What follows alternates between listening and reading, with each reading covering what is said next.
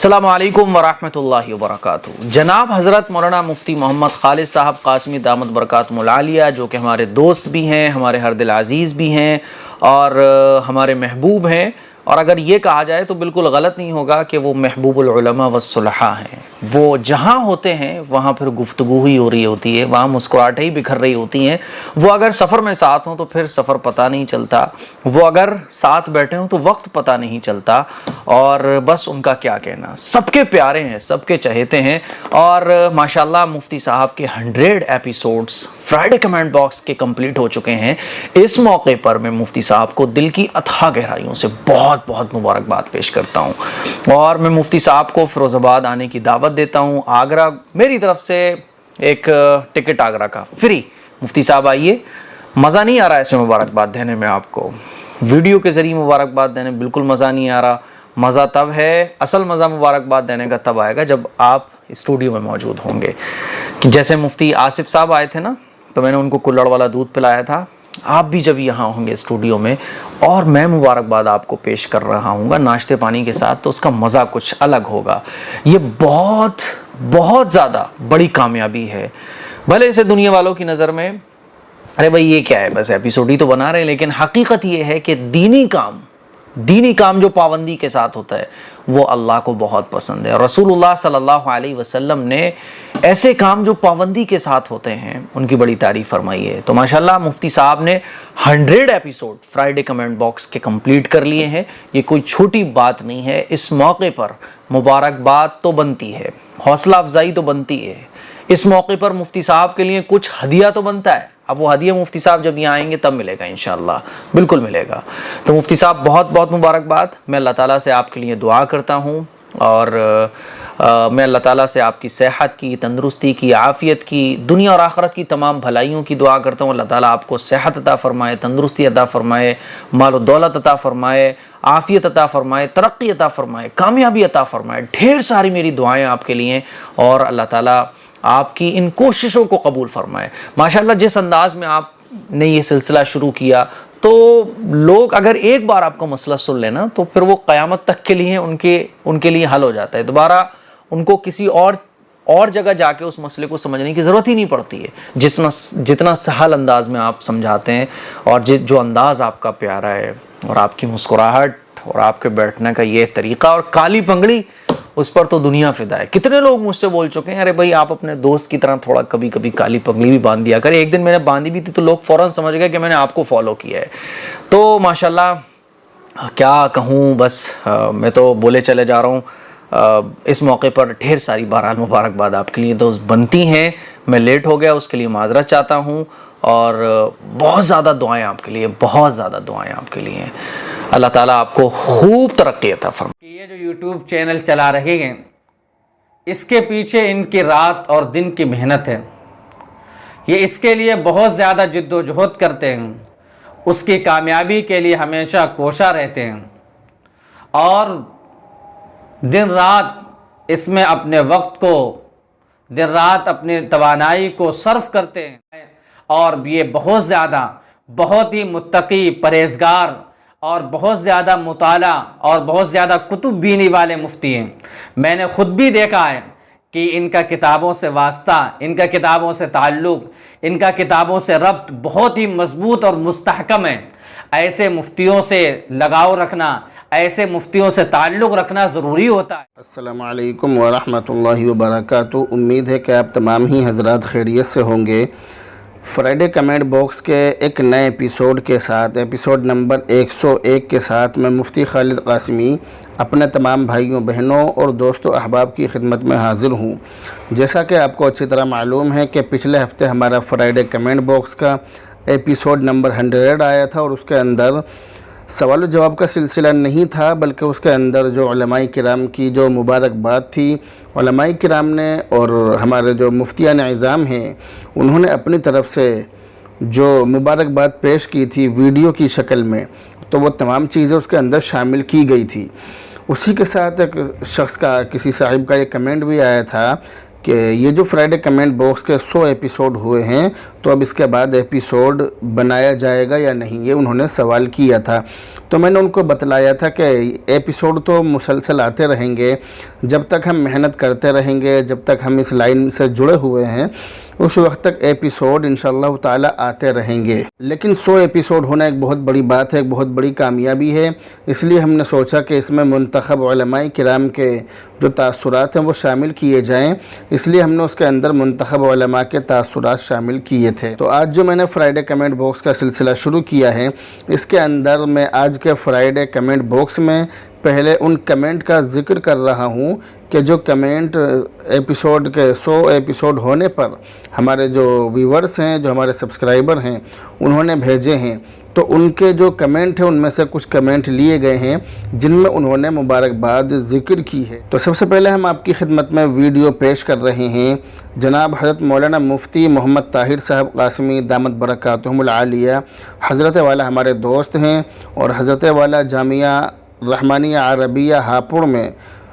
مدرس ہیں، آپ وہاں پر استاذ حدیث ہیں۔ حضرت والا ہمارے یوٹیوب چینل کے بارے میں اور ہمارے فرائیڈے کمنٹ باکس کے بارے میں کیا کہتے ہیں وہ خود آپ حضرت والا کی زبانی ہی سماعت فرمائیں۔ اللہ کے نبی صلی اللہ علیہ وسلم نے ارشاد فرمایا،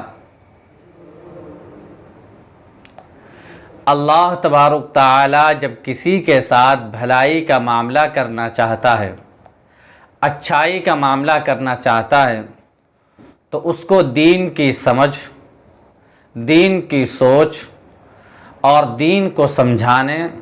اور دین کو پھیلانے کی توفیق دیتا ہے۔ ہمارے دوست، ہمارے عزیز حضرت مولانا مفتی خالص صاحب قاسمی دامت برکاتہم اپنا ایک چینل بہت ہی مثبت انداز میں چلا رہے ہیں، جس کا ایک پہلو یہ بھی ہے کہ وہ ہر جمعے کو پورے ہفتے کے سوالات کے جوابات اپنے یوٹیوب چینل کے اوپر دیتے ہیں، اور بہت زیادہ لوگ حضرت مولانا مفتی خالص صاحب کی طرف رجوع کرتے ہیں اور ان سے مسائل دریافت کرتے ہیں، اور حضرت مفتی صاحب محنت کر کے مسائل کا بہت ہی سیدھا سلجھا معتدل احناف علماء دیوبند کے مزاج کے مطابق جواب دیتے ہیں۔ آج ان کے 100 ایپیسوڈ ہے۔ ہم ان کے لیے اللہ تبارک تعالی سے دعا کرتے ہیں کہ اللہ تبارک تعالی ان کی اس خدمت کو قبول فرما کر اور ان کو اس کا بدل عطا فرمائے، اور ان کی شہرت، عزت، رفعت کے اندر اللہ 4 چاند لگائے۔ اور اسی کے ساتھ میں ان کو مبارکباد بھی پیش کرتا ہوں کہ یہ جو یوٹیوب چینل چلا رہے ہیں، اس کے پیچھے ان کی رات اور دن کی محنت ہے۔ یہ اس کے لیے بہت زیادہ جد و جہد کرتے ہیں، اس کی کامیابی کے لیے ہمیشہ کوشاں رہتے ہیں، اور دن رات اس میں اپنے وقت کو، دن رات اپنی توانائی کو صرف کرتے ہیں اور اس میں لگاتے ہیں، اور اللہ تبارک تعالی ان کی اس محنت کے نتیجے میں دنیا کے اندر بھی اور آخرت میں اس کا بدلہ عطا فرمائے گا۔ اس کی وجہ یہ ہے کہ اگر کوئی آدمی دین کے لیے محنت کرے گا، دین کے لیے جد و جہد کرے گا، اللہ تبارک تعالی اس کو دنیا کے اندر بھی نفع دے گا، بدلہ دے گا، اور آخرت میں بھی بدلہ دے گا۔ حضرت مفتی صاحب کا جو کام ہے یقیناً بہت زیادہ مفید ہے، یقیناً بہت زیادہ لوگوں کو فائدہ پہنچانے والا ہے۔ ہم دعا کرتے ہیں اللہ تبارک تعالی مفتی صاحب کو کار خیر کے اندر اور زیادہ محنت کی توفیق عطا فرمائیں، اور ہم تمام لوگوں سے گزارش کرتے ہیں کہ مسائل کے لیے علماء اور مفتیان اکرام کی طرف بہت زیادہ رجوع کیا کریں، اپنی طرف سے مسائل کا جواب نہ دیا کریں جب تک کہ کسی محقق، جب تک کہ کسی مفتی سے، جب تک کہ کسی فقیہ سے مسئلے کا جواب نہ لے لیں، جب تک کہ اس سوال کا جواب نہ دیا کریں۔ اس لیے ہم آپ سے پھر ایک مرتبہ گزارش کرتے ہیں کہ مسائل کے لیے حضرات مفتیان اکرام، علماء اکرام کی طرف رجوع کیا کریں، اور دین کے مسائل میں خصوصاً۔ حضرت مفتی صاحب، مفتی خالد صاحب، ان کا یوٹیوب چینل ہے، اس پر بہت زیادہ یہ محنت کر رہے ہیں۔ ان سے بھی رجوع کریں اور بہت زیادہ ان سے محبت کریں اور ان کے ساتھ خلوص کے ساتھ لگیں اور ان کے پیغام کو اور ان کی آواز کو اور زیادہ لوگوں تک پہنچائیں، اپنے دوستوں میں سے شیئر کریں، اپنے بھائیوں میں سے شیئر کریں، اپنے بھائیوں تک ان کے پیغام کو پہنچائیں، تاکہ اللہ تبارک تعالیٰ کے اس دین کو اور اللہ تبارک تعالیٰ کے اس پیغام کو پوری دنیا کے اندر پھیلایا جا سکے۔ ہم ایک بار پھر مبارکباد پیش کرتے ہیں حضرت مفتی صاحب کو کہ حضرت مفتی صاحب نے یہ سنگ میل عبور کیا، اللہ تبارک تعالیٰ انہیں اس کا بدلہ عطا فرمائے، اور ہم دعا کرتے ہیں اللہ رب العزت سے کہ اللہ رب العزت انہیں اور زیادہ محنت کی توفیق عطا فرمائے، اور یہ بہت ہی متقی، پرہیزگار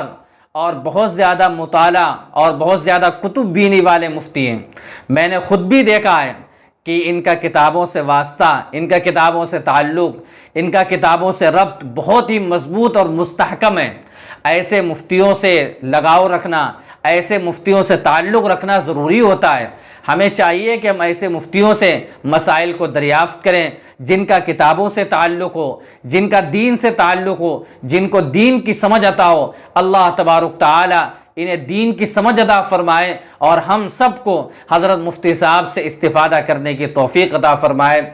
اللہ تبارک تعالی ہمیں بھی دین کے لیے قبول فرمائے اور حضرت مفتی صاحب کو بھی قبول فرمائے۔ وآخر دعوان الحمدللہ۔ اس کے بعد ہم یہ کمنٹ لے رہے ہیں بوبی کی طرف سے، بہن کہہ رہی ہیں کہ سلام اور دعا کے بعد کہتی ہیں کہ مفتی صاحب آپ خیریت سے ہوں گے؟ الحمدللہ، اللہ کا شکر ہے، آپ کی دعائیں ہیں۔ کہہ رہی ہیں کہ ماشاءاللہ اللہ تعالی ہم سب کی محبت قائم رکھے۔ ماشاءاللہ مفتی صاحب فرائیڈے کمنٹ باکس کے 100 ایپیسوڈ کی آپ کو بہت بہت مبارکباد، دعاؤں میں یاد رکھنا۔ آپ کی ویڈیو سے بہت کچھ سیکھنے کو ملتا ہے۔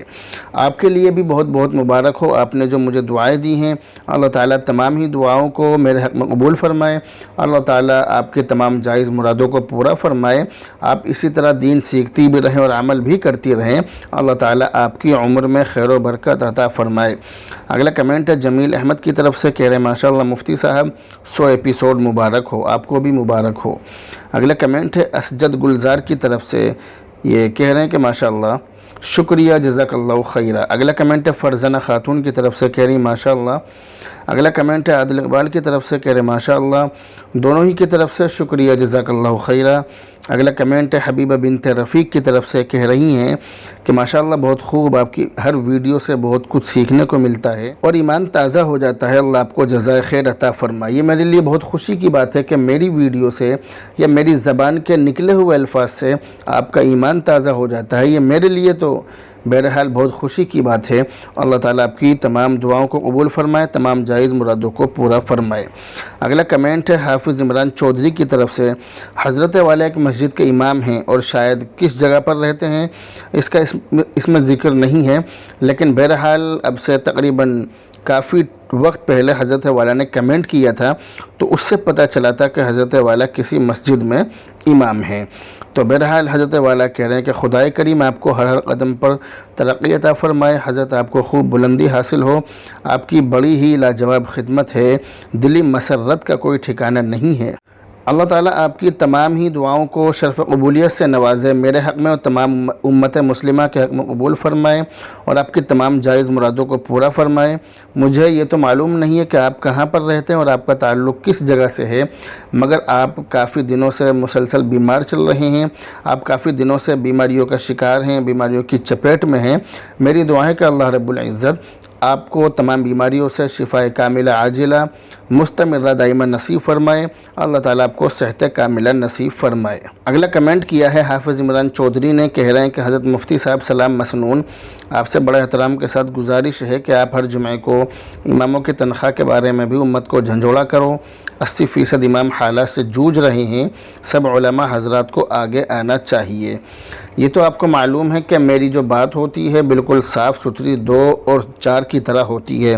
تو آپ نے جو ذکر کیا ہے اس کے اندر آپ کی بات بالکل صحیح ہے کہ اماموں کی تنخواہ کم ہے اور تنخواہ معقول ہونی چاہیے، مگر اس بارے میں جمعے کے جو بیانات ہیں اس سے کام چلنے والا نہیں ہے، کیونکہ اس کے اندر اصل مسئلہ یہ ہے کہ اگر کوئی بھی امام اس بارے میں بیان کرتا ہے تو لوگ یہ سمجھتے ہیں کہ ان امام صاحب کی تنخواہ کم ہے، اس لیے یہ امام صاحب اپنے بارے میں لوگوں سے کہہ رہے ہیں، جبکہ ایسا ہوتا نہیں ہے، بلکہ ان کا جو مقصد ہوتا ہے وہ تمام ہی اماموں کے بارے میں اور تمام ہی علماء کے بارے میں ہوتا ہے۔ اور رہا مسئلہ علماء کا، تو علماء اس مسئلے میں آگے نہیں آئیں گے، کیونکہ جو بڑے علماء ہیں جن کے پیچھے عوام چلتی ہے، جن کے پیچھے عوام جڑی ہوئی ہے، جو بڑے لیول کے علماء ہیں وہ اس سلسلے میں آگے نہیں آئیں گے، کیونکہ ان کا پیٹ بہت اچھی طرح سے بھر رہا ہے اور ان کو خوب اچھی طرح سے مال و دولت حاصل ہو رہی ہے، مال و دولت انہیں خوب اچھی طرح سے مل رہا ہے، اس لیے وہ آگے آئیں گے بھی نہیں اور انہیں آگے آنے کی ضرورت بھی نہیں ہے، کیونکہ ان کے پاس ہدیے تحفے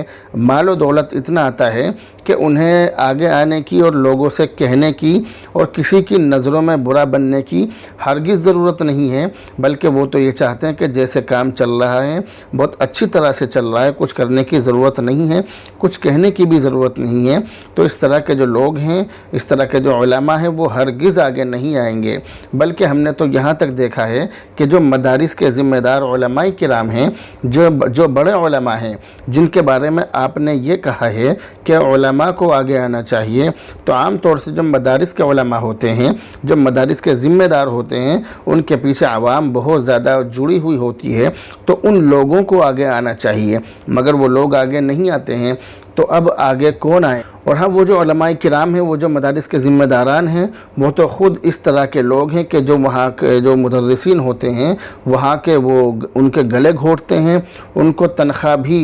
معقول نہیں دیتے، بلکہ تنخواہ بھی لیدی سی عام طور سے مدرسوں کے اندر بھی چل رہی ہے، یعنی ہلکے پھلکے تھوڑے بہت پیسوں پر نوکر رکھ لیا جاتا ہے، نوکر کے طور پر رکھ لیا جاتا ہے، اور پھر اس کو اتنا گھسا جاتا ہے، اتنا پریشان کیا جاتا ہے کہ وہ اس لائن سے ہی توبہ کر لیتا ہے۔ اس طرح کے بہت سارے اماموں سے اور بہت سارے مدرسین حضرات سے لاک ڈاؤن کے بعد میری ملاقات ہوئی، کیونکہ میری جو عادت ہے وہ حالات کا جائزہ لینے کی اور لوگوں میں چل پھر کر لوگوں سے اس بارے میں معلوم کرنے کی ہے کہ امت میں آخر چل کیا رہا ہے، لوگوں میں آخر کیا چل رہا ہے، لوگوں کے اندر کیا باتیں پھیلی ہوئی ہیں۔ تو اس بارے میں لوگوں کے اندر جاتا ہوں، لوگوں سے معلوم کرتا ہوں، علماء کرام سے بھی ملتا ہوں، جو چھوٹے لیول کے علماء ہیں ان سے بھی میں نے ملاقات کی اور ملاقات کرتا رہتا ہوں، تو پتہ یہی چلتا ہے کہ سب جگہ معاملہ گڑبڑ ہے۔ اور جو چھوٹے علماء ہیں جن کے پیچھے عوام نہیں ہے، یا جو مسجدوں کے امام ہیں یا مدرسوں کے مدرس ہیں جن کی تنخواہ کم ہیں، اگر وہ خود آگے آئیں گے تو ان کی بات میں وزن نہیں ہوگا، کیونکہ ان کے پیچھے عوام نہیں ہے، لوگ ان کی بات مانتے نہیں ہیں، کیونکہ وہ چھوٹے لیول کے علماء ہیں۔ اس لیے اس کے اندر جو معاملہ ہے یہ بڑا ہی گمبھیر معاملہ ہے اور بہت زیادہ پیچیدہ مسئلہ ہے۔ تو یہ تو بات ہوگی علماء کرام کی۔ اب رہا مسئلہ مساجد کے ذمہ داروں کا، تو 90% مسجدوں کا ہندوستان کے اندر، ہمارے ملک بھارت کے اندر 90% مسجدوں کا یہ حال ہے کہ وہاں کے جو ذمہ دار ہیں وہ یا تو خود اپنا پیٹ بھر رہے ہیں، یا پھر ان کا یہاں معاملہ یہ ہے کہ وہ مسجدوں کی زینت اور خوبصورتی کے چکر میں لگے ہوئے ہیں، لیکن جو ہمارے جو بھائی ہیں، جو ہمارے امام حضرات ہیں، ان کے لیے ان کی جیب سے، مسجد کے فنڈ سے پیسہ بالکل بھی نہیں نکلتا ہے۔ تو جو مسجد کے ذمہ داران ہیں ان کا معاملہ یہ ہے کہ مسجدوں کو سجاؤ اور اماموں کو ستاؤ۔ اسی طرح سے جو بہت ساری جگہوں پر جو ذمہ دار ہیں وہ بہت سارے اس طرح کے بھی ہیں کہ وہ مسجد کا پیسہ اپنی ملکیت سمجھتے ہیں اور وہ مسجد کا پیسے کا اپنے آپ کو مالک سمجھتے ہیں۔ وہ یہ سمجھتے ہیں کہ ہم مسجد کا جو پیسہ ہے ہم اس کے مالک ہیں، ہم اس کے ذمہ دار ہیں، ہم اس کے ساتھ کچھ بھی معاملہ کریں، کسی بھی طرح سے اس کو خرچ کریں، جبکہ یہ ان کی بہت بری سوچ ہے، بہت غلط سوچ ہے۔ اس سوچ سے بچنا چاہیے۔ جبکہ علامہ بن نوری رحمۃ اللہ علیہ یہ ارشاد فرماتے ہیں کہ مجھے قیامت کے دن سب سے زیادہ جو ڈر اور خطرہ ہے وہ مسجد کے ذمہ داروں اور مدارس کے ذمہ داروں کا ہے، کیونکہ یہ جو مال ہے، جو مسجد کا اور مدرسوں کا جو فنڈ ہے، جو فنڈ میں مال ہے، اس مال کے وہ مالک نہیں ہیں بلکہ اس مال کے وہ امین ہیں، یعنی یہ مال ان کے پاس بطور امانت کے ہے، یہ مال ان کے پاس بطور ملکیت کے نہیں ہے، وہ اس کے مالک نہیں ہیں بلکہ وہ اس کے امین ہیں۔ یہ پبلک کا پیسہ ہے یہ لوگوں کا پیسہ ہے، اور لوگوں نے یہ پیسہ انہیں اس لیے دیا ہے تاکہ وہ اس پیسے کی حفاظت کریں اور اس پیسے کو صحیح جگہ پر خرچ کریں۔ اب جب اس پیسے کو اپنے کاموں میں خرچ کریں گے، اس پیسے کو اپنی زیب و زینت میں خرچ کریں گے، اپنے گھر کے اپنے مکان کے ڈیکوریشن میں خرچ کریں گے، اپنے لیے بڑی بڑی گاڑیاں خریدیں گے، اپنے لیے نوکر رکھیں گے اور اپنے بیوی بچوں پر اس پیسے کو خرچ کریں گے، تو پھر ایسی صورت میں قیامت کے دن وہ بہت سخت پکڑ کے مستحق ہوں گے، بہت سخت پکڑ ان لوگوں کی ہوگی۔ بلکہ میں نے ایک مسجد کے ذمہ دار کے بارے میں یہ سنا تھا، شاید پڑھا نہیں مگر سنا تھا، کہ ان کے پاس جب بھی کوئی پیسہ آتا تو وہ کہتے کہ میں اس پیسے کو مسجد میں لگاؤں گا، تو وہ پیسہ جیب سے نکالتے اور نکالنے کے بعد مسجد کی دیوار سے اس طرح سے لگاتے اور لگا کر اپنی جیب میں رکھ لیتے، اور وہ یہ سمجھتے کہ میں نے مسجد میں پیسہ لگا دیا، تو اس طرح سے وہ پیسہ لگانے کے بعد اس کو وہ خود کھا لیتے۔ یہ ہماری مسجدوں کا حال ہے، یعنی ہماری مسجدوں کا حال یہ ہے کہ ہماری مسجدوں میں لوگ مسجد کا پیسہ کھانا ایک بہت اچھا ہنر سمجھتے ہیں۔ یعنی میرے والد محترم کا تو یہ کہنا ہے کہ اس طرح کے لوگوں نے اللہ کو بہت زیادہ کمزور سمجھ لیا ہے، اس طرح کے لوگوں نے یہ سمجھ لیا ہے کہ اللہ تو بہت زیادہ کمزور ہے، ضعیف ہے، وہ کچھ نہیں کر سکتا، وہ ہمارا کچھ نہیں بگاڑ سکتا۔ مگر اس طرح کے لوگوں کو اللہ تعالیٰ مہلت دیتا ہے، اور اللہ تعالیٰ اس طرح کے لوگوں کو موقع دیتا ہے کہ تم سدھر جاؤ، سیدھے راستے پر آ جاؤ، مگر اس طرح کے جو لوگ ہیں وہ جلدی سے سدھرنے کی کوشش نہیں کرتے ہیں۔ تو یاد رکھیے، مسجد کا پیسہ ہو یا مدرسے کا پیسہ ہو، عوام کا جو پیسہ ہے جو اللہ کے نام پر جمع ہو رہا ہے، یہ ہمارے پاس امانت ہے، ہم اس کے مالک نہیں ہیں۔ ہماری ذمہ داری ہے کہ ہم اس پیسے کو صحیح جگہ پر خرچ کریں، جس جگہ پر خرچ کرنا چاہیے اس جگہ پر خرچ کریں، ورنہ اس کا بہت برا انجام ہوگا۔ اگلا کمنٹ ہم لے رہے ہیں سائرہ بہن کی طرف سے، کہہ رہی ہیں کہ مفتی صاحب آپ کو فرائیڈے کمنٹ باکس کا 100واں ایپیسوڈ مبارک ہو، اللہ پاک آپ کو بری گھڑی، برے لوگ اور بری نظر سے ہمیشہ محفوظ رکھے۔ شکریہ، جزاک اللہ خیر، آپ کو بھی مبارک ہو۔ اگلا کمنٹ ہے بشرا شیخ کی طرف سے، کہہ رہی ماشاء اللہ، شکریہ، جزاک اللہ خیر۔ اگلا کمنٹ ہے حبیبہ بنت رفیق کی طرف سے، کہہ رہی ماشاء اللہ حضرت جی میں تو آپ کا 91 فرائیڈے کمنٹ باکس سے جوائن ہوئی ہوں، دین سے ریلیٹڈ بہت کچھ سیکھنے کو ملا ہے، دل سے شکریہ ادا کروں گی تو پھر بھی کمی ہو جائے گی۔ اللہ آپ کو ہمیشہ خوش رکھے اور ایسے ہی مسئلہ مسائل ہم لوگوں تک پہنچاتے رہیں، جزاک اللہ خیرہ۔ جی بالکل، انشاءاللہ تعالی اسی طرح آپ تک دین کی بات پہنچانے کی کوشش مسلسل جاری رہے گی انشاءاللہ تعالی۔ اگلا کمنٹ محمد کلیم شہبادی کی طرف سے، سلام اور دعا کے بعد کہتے ہیں کہ حضرت مفتی صاحب آپ کو بہت بہت مبارک ہو، اللہ رب العزت آپ کی اور آپ کی ٹیم کی محنتوں کو قبول فرمائے اور آپ کو اسی طرح خدمت دین کے لیے قبول فرمائے، آمین یا رب العالمین۔ اللہ تعالیٰ آپ کی تمام ہی دعاؤں کو میرے حق میں اور پوری امت مسلمہ کے حق میں قبول فرمائے۔ اگلا کمنٹ ہے محمد محسن فاروقی رویل کمپیوٹر گلاوٹی کی طرف سے، کہہ رہے ہیں کہ آپ کے فرائیڈے کمنٹ باکس کے 100 ایپیسوڈ مکمل ہونے پر آپ کو بہت بہت مبارکباد، آپ اسی طرح آگے ترقی کرتے رہیں اور ہماری دعا یہ ہے کہ آپ آگے چل کر اس کام میں ضرور کامیاب ہوں گے انشاءاللہ۔ اللہ تعالیٰ آپ کی دعاؤں کو قبول فرمائے۔ اصل کامیابی یہی ہے کہ میری جو بات ہے، میں نے جو علم دین سیکھا ہے،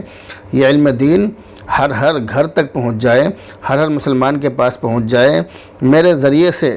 دوسروں کو علم سیکھنے کا موقع مل جائے اور اللہ تعالیٰ مجھے علم نافع عطا فرمائے، یہ میرے لیے سب سے بڑی کامیابی ہے۔ اللہ کے نبی علیہ الصلوۃ والسلام بھی اللہ سے علم نافع کا سوال کیا کرتے تھے۔ تو اصل کامیابی یہی ہے کہ اللہ تعالیٰ مجھے علم نافع عطا فرمائے، پھر اس علم نافع سے لوگوں کو فائدہ ہو۔ اگلا کمنٹ ہے مفتی عبدالواسع قاسمی، استاذ مدرسہ اسلامیہ عربیہ کریم العلوم قصبہ دادری، ضلع گوتم بدھ نگر یو پی کی طرف سے۔ حضرت والا ہمارے دوست ہیں، سلام اور دعا کے بعد کہہ رہے ہیں کہ مفتی صاحب میں امید کرتا ہوں کہ آپ خیر و عافیت سے ہوں گے۔ میں اپنی طرف سے اور اپنے دوست و احباب کی طرف سے 100 ایپیسوڈ پر بہت بہت دل کی گہرائیوں سے مبارکباد پیش کرتا ہوں اور مخصوص اوقات میں دعا کرتا ہوں کہ اللہ تعالیٰ ہر طرح کی ترقیات سے آپ کو نوازے، اور میں ان تمام مخلص علماء کرام کو بھی مبارکباد پیش کرتا ہوں جنہوں نے آپ کو ویڈیو بنا کر مبارکباد پیش کی اور دعاؤں سے نوازا اور اپنے اخلاص کا واضح ثبوت دیا۔ فقط والسلام عبدالواسع قاسمی۔ یہ جو آپ نے اتنی ساری دعائیں دی ہیں، میری دعا ہے کہ اللہ رب العزت آپ کی ان تمام ہی دعاؤں کو میرے حق میں، تمام امت مسلمہ کے حق میں اور خصوصاً آپ کے اور آپ کے اہل و عیال کے، والدین کے یا رشتہ داروں کے، دوست و احباب کے حق میں، اسی طرح سے میرے اور میرے والدین کے، میرے ماں باپ کے، بھائی بہنوں کے، رشتہ داروں کے اور تمام دوست و احباب کو اور پوری امت مسلمہ کے حق میں، اور جتنے بھی ہمارے ویورز ہیں، جتنے بھی ہمارے سبسکرائبر ہیں، جتنے بھی لوگ ہماری ویڈیو دیکھتے ہیں، جتنے لوگ ہم سے محبت رکھتے ہیں، ہم سے تعلق رکھتے ہیں، ہم سے یا ہم سے کسی بھی طرح کا ان کا تعلق ہے، اللہ تعالیٰ آپ کی تمام ہی دعاؤں کو سب کے حق میں قبول فرمائے، سب کے حق میں شرف قبولیت سے نوازے۔ اگلا کمنٹ ہے محمد ثاقب کی طرف سے، سلام اور دعا کے بعد کہتے ہیں کہ مفتی صاحب شیعہ کے جنازے میں شرکت کا کیا حکم ہے، مدلل جواب دیں۔ یہ جو آپ نے سوال کیا، اس سوال کا صحیح اور مدلل جواب یہ ہے کہ اگر کسی شیعہ کا عقیدہ یہ ہو کہ نعوذ باللہ قرآن کریم میں تحریف یعنی رد و بدل ہوئی ہے، یا ان کے جو 12 امام ہیں ان اماموں کے بارے میں وہ اس بات کا قائل ہو کہ وہ 12 کے 12 امام گناہوں سے معصوم ہیں، ان کو حلال اور حرام کا اختیار ہے، یا اسی طرح سے حضرت جبرائیل علیہ السلام سے وحی پہنچانے میں غلطی ہوئی ہے، اس کا یہ عقیدہ ہو، یا وہ شیعہ حضرت عائشہ صدیقہ رضی اللہ تعالی عنہا پر بہتان باندھتا ہو، یا وہ شیعہ حضرت ابو بکر صدیق رضی اللہ تعالی عنہ کی صحابیت کا انکار کرتا ہو، تو ایسا شیعہ اسلام کے بنیادی عقائد کی مخالفت کی وجہ سے دائرہ اسلام سے خارج ہے، اس کی نماز جنازہ پڑھنا یا پڑھانا مسلمان کے لیے حرام ہے، اور جو شخص اس کے کفری عقائد سے مطلع ہونے کے باوجود جائز سمجھتے ہوئے اس کی نماز جنازہ پڑھے یا پڑھائے تو وہ دائرہ اسلام سے خارج ہو جائے گا، اور اس پر لازم ہے کہ وہ اپنے اس فعل سے، اس حرکت سے توبہ کرنے کے بعد تجدید ایمان کے ساتھ یعنی دوبارہ کلمہ پڑھنے کے ساتھ ساتھ تجدید نکاح بھی کر لے، اپنا نکاح دوبارہ کرائے۔ البتہ اگر کوئی شخص کسی شیعہ کے کفری عقائد پر مطلع نہ ہو، یا مطلع ہونے کے باوجود ناجائز سمجھتے ہوئے کسی لالچ کی وجہ سے یا سیاستاً یا رسماً نماز جنازہ پڑھے، تو وہ دائرہ اسلام سے خارج تو نہیں ہوگا، لیکن حرام فعل کے ارتکاب کی وجہ سے، حرام کام کرنے کی وجہ سے وہ گناہگار ضرور ہوگا، اس پر توبہ اور استغفار کرنا لازم اور ضروری ہوگا۔ تو خلاصہ کلام یہ ہے کہ اگر کسی شیعہ کے یہ عقائد ہوں جو میں نے آپ کو بتلائے کہ وہ قرآن کریم میں تحریف کا قائل ہو، رد و بدل کا قائل ہو، یا اسی طرح سے اپنے 12 اماموں کو گناہوں سے معصوم سمجھتا ہو اور ان کو حلال و حرام کا اختیار ان کو ہے یہ سمجھتا ہو، اسی طرح سے حضرت جبرائیل علیہ السلام سے وحی پہنچانے میں غلطی ہوئی ہے، اس کا یہ عقیدہ ہو، یا حضرت عائشہ صدیقہ رضی اللہ تعالی عنہا پر بہتان باندھتا ہو، یا اسی طرح سے حضرت ابو بکر صدیق رضی اللہ تعالی عنہ کو صحابی نہ مانتا ہو، تو جس شیعہ کے اندر اس طرح کی چیزیں ہوں، جس کے یہ عقائد ہوں، تو اس کے یہ عقائد اسلام کے خلاف ہیں، اسلام کے بنیادی عقائد کے خلاف ہیں، اس لیے ایسا جو شیعہ ہے وہ دائرہ اسلام سے خارج ہے۔ اگر کسی شخص کو اس کے بارے میں یہ تمام چیزیں معلوم ہیں اور وہ جان بوجھ کر جائز سمجھتے ہوئے اس کی جنازے کی نماز پڑھے یا پڑھائے تو وہ دائرہ اسلام سے خارج ہو جائے گا۔ لیکن اگر کسی انسان کو شیعہ کے بارے میں یہ تمام چیزیں معلوم تو ہیں، مگر وہ کسی مجبوری کی وجہ سے اس کو ناجائز سمجھتے ہوئے کسی مجبوری کی وجہ سے یا رسمی طور پر یا سیاست کے طور پر اس کی نماز جنازہ پڑھے یا پڑھائے، تو پھر ایسی صورت میں وہ دائرہ اسلام سے خارج نہیں ہوگا، یعنی ناجائز اور غلط سمجھتے ہوئے جنازے کی نماز پڑھے یا پڑھائے تو پھر وہ دائرہ اسلام سے خارج نہیں ہوگا، لیکن اس کو اس حرام کام کے کرنے کے بعد توبہ کرنا لازم اور ضروری ہوگا، اس کو توبہ کرنی پڑے گی اور توبہ کر لینی چاہیے۔ اگلا کمنٹ ہے محمد انس علی فیروز آبادی کی طرف سے، سلام اور دعا کے بعد کہتے ہیں کہ مفتی صاحب بدن پر تل اور اس کی حقیقت یا جسم پر تل کا ہونا کیسا ہے، دین اور اسلام کی روشنی میں بتائیں۔ جسم پر تل ہونا ایک جسمانی چیز ہے جس کا دین اور شریعت سے کوئی تعلق نہیں ہے۔ محمد انس علی فیروز آبادی یہ سوال کرتے ہیں کہ نماز پڑھتے وقت اگر کوئی بچہ یا بڑا سامنے سے گزر جائے تو اس صورتحال میں نماز دوبارہ ادا کریں یا نہیں؟ ایسی صورت میں نماز کو دوبارہ ادا کرنے کی، دوبارہ پڑھنے کی ضرورت نہیں ہے، مگر نمازی کے سامنے سے گزرنا بہت بڑا گناہ ہے۔ اسی طرح نماز پڑھنے والے کو بھی اس بات کا خیال رکھنا چاہیے کہ وہ لوگوں کی گزرگاہ میں نماز ہرگز نہ پڑھے۔ لوگوں کے نکلنے کے جو راستے ہیں، لوگوں کے نکلنے کی جو جگہیں ہیں، ان جگہوں پر بالکل بھی نماز نہ پڑھے، تاکہ لوگوں کو پریشانی نہ ہو. لوگوں کو پریشانی میں ڈالنا یا ان کو پریشان کرنا یہ مسلمان کے لیے نماز کی حالت میں بھی جائز نہیں ہے. بہت سارے لوگ مسجدوں کے اندر بھی ایسی جگہ پر نیت باندھ لیتے ہیں کہ جس کی وجہ سے لوگوں کا نکلنا بڑھنا مشکل ہو جاتا ہے. جیسے بہت سے آدمی مسجدوں میں بالکل دیوار سے پیچھے چپک کر نماز پڑھتے ہیں, دروازے کے آس پاس میں پیچھے چپک کر نماز پڑھتے ہیں, جس کی وجہ سے لوگوں کو یہ انتظار کرنا پڑتا ہے کہ یہ جب سلام پھیریں گے تب ہم یہاں سے نکلیں گے. ایسی صورت میں یا تو انسان کو اس کے سامنے سے نکلنا پڑتا ہے یا پھر پریشانی میں مبتلا ہو کر, ذہنی الجھن میں مبتلا ہو کر وہاں بیٹھ کر اس کا انتظار کرنا ہوتا ہے. اسی طرح سے اس بات کا دھیان رکھیں کہ نماز پڑھنے والے کے آگے سے چھوٹی مسجد یا چھوٹے مکان میں گزرنا ناجائز اور گناہ ہے جب تک کہ اس کے آگے کوئی آڑ نہ ہو. اور اگر نمازی کے آگے کوئی آڑ ہو یعنی سترا ہو, یعنی کم سے کم 1 گز شرعی کے برابر اونچی اور کم سے کم 1 انگلی کے برابر موٹی کوئی چیز ہو, تو اس آڑ کے آگے سے گزرنا جائز ہے. وہ جو لکڑی کھڑی کی جائے یا وہ جو چیز کھڑی کی جائے اس کے آگے سے گزرنا جائز ہے. نمازی کے اور اس لکڑی کے بیچ میں سے گزرنا ہرگز جائز نہیں ہے. اور بڑی مسجد یا بڑا مکان یا میدان ہو تو اتنے آگے سے گزرنا جائز ہے کہ اگر نمازی اپنی نظر سجدے کی جگہ پر رکھے تو گزرنے والا اسے نظر نہ آئے, جس کا اندازہ نمازی سے 3 صف آگے تک کیا گیا ہے. یعنی نمازی جہاں پر کھڑا ہے اس کھڑے ہونے کی جگہ سے 3 صف آگے اس کی نظر نہیں جائے گی. اگر وہ نگاہ سجدے کی جگہ پر کر لے تو 3 صف آگے سے گزر سکتا ہے, گزرنا جائز ہے. یہ اس جگہ پر ہے جو کھلا ہوا میدان ہے یا بڑی مسجد ہے. یہ اندازہ کھلے میدان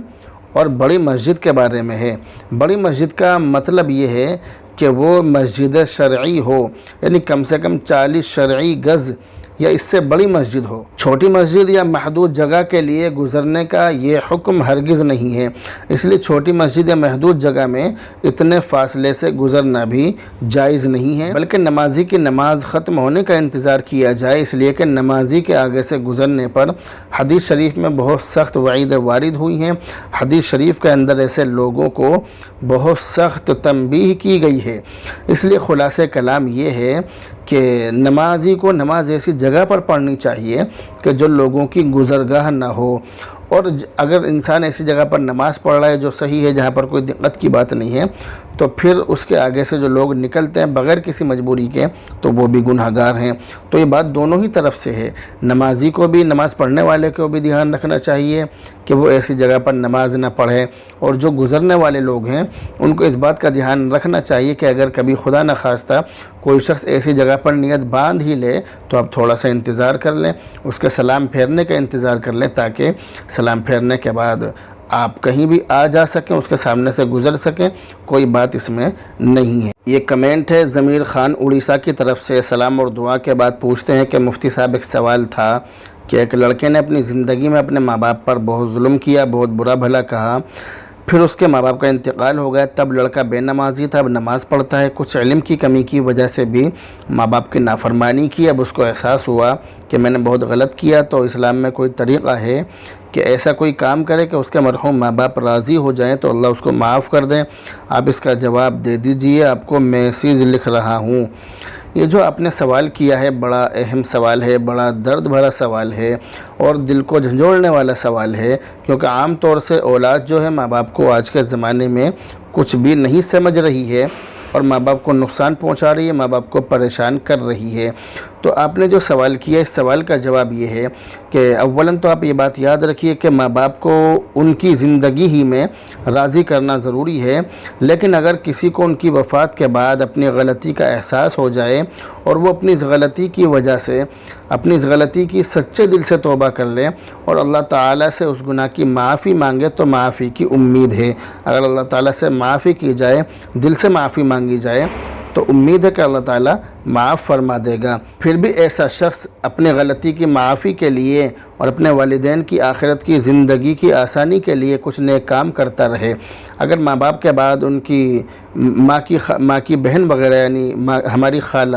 یا باپ کی بہن جیسے ہماری پھوپھی وغیرہ, اس طرح کے رشتہ دار موجود ہیں جو ماں باپ کے خونی رشتہ دار ہیں, ماں باپ کے قریبی رشتہ دار ہیں, یا ان کے ملنے جلنے والے لوگ ہیں، ان کے متعلقین ہیں، دوست و احباب ہیں، یا والدہ کی سہیلیاں ہوتی ہیں، تو اگر اس طرح کے لوگ موجود ہوں تو ان کے ساتھ میں اچھا برتاؤ کرنا چاہیے، ان کے ساتھ حسن سلوک کریں، ان کے ساتھ نیک سلوک کریں، اور اگر گنجائش ہو تو مالی اعتبار سے بھی ان کی مدد کرتے رہیں، اور ماں باپ کے لیے خوب ایصال ثواب کرتے رہیں۔ اس کے علاوہ ماں باپ کے لیے وقتاً فوقتاً یہ کام بھی کرتے رہیں۔ سب سے پہلا کام ہے مالی ایصال ثواب،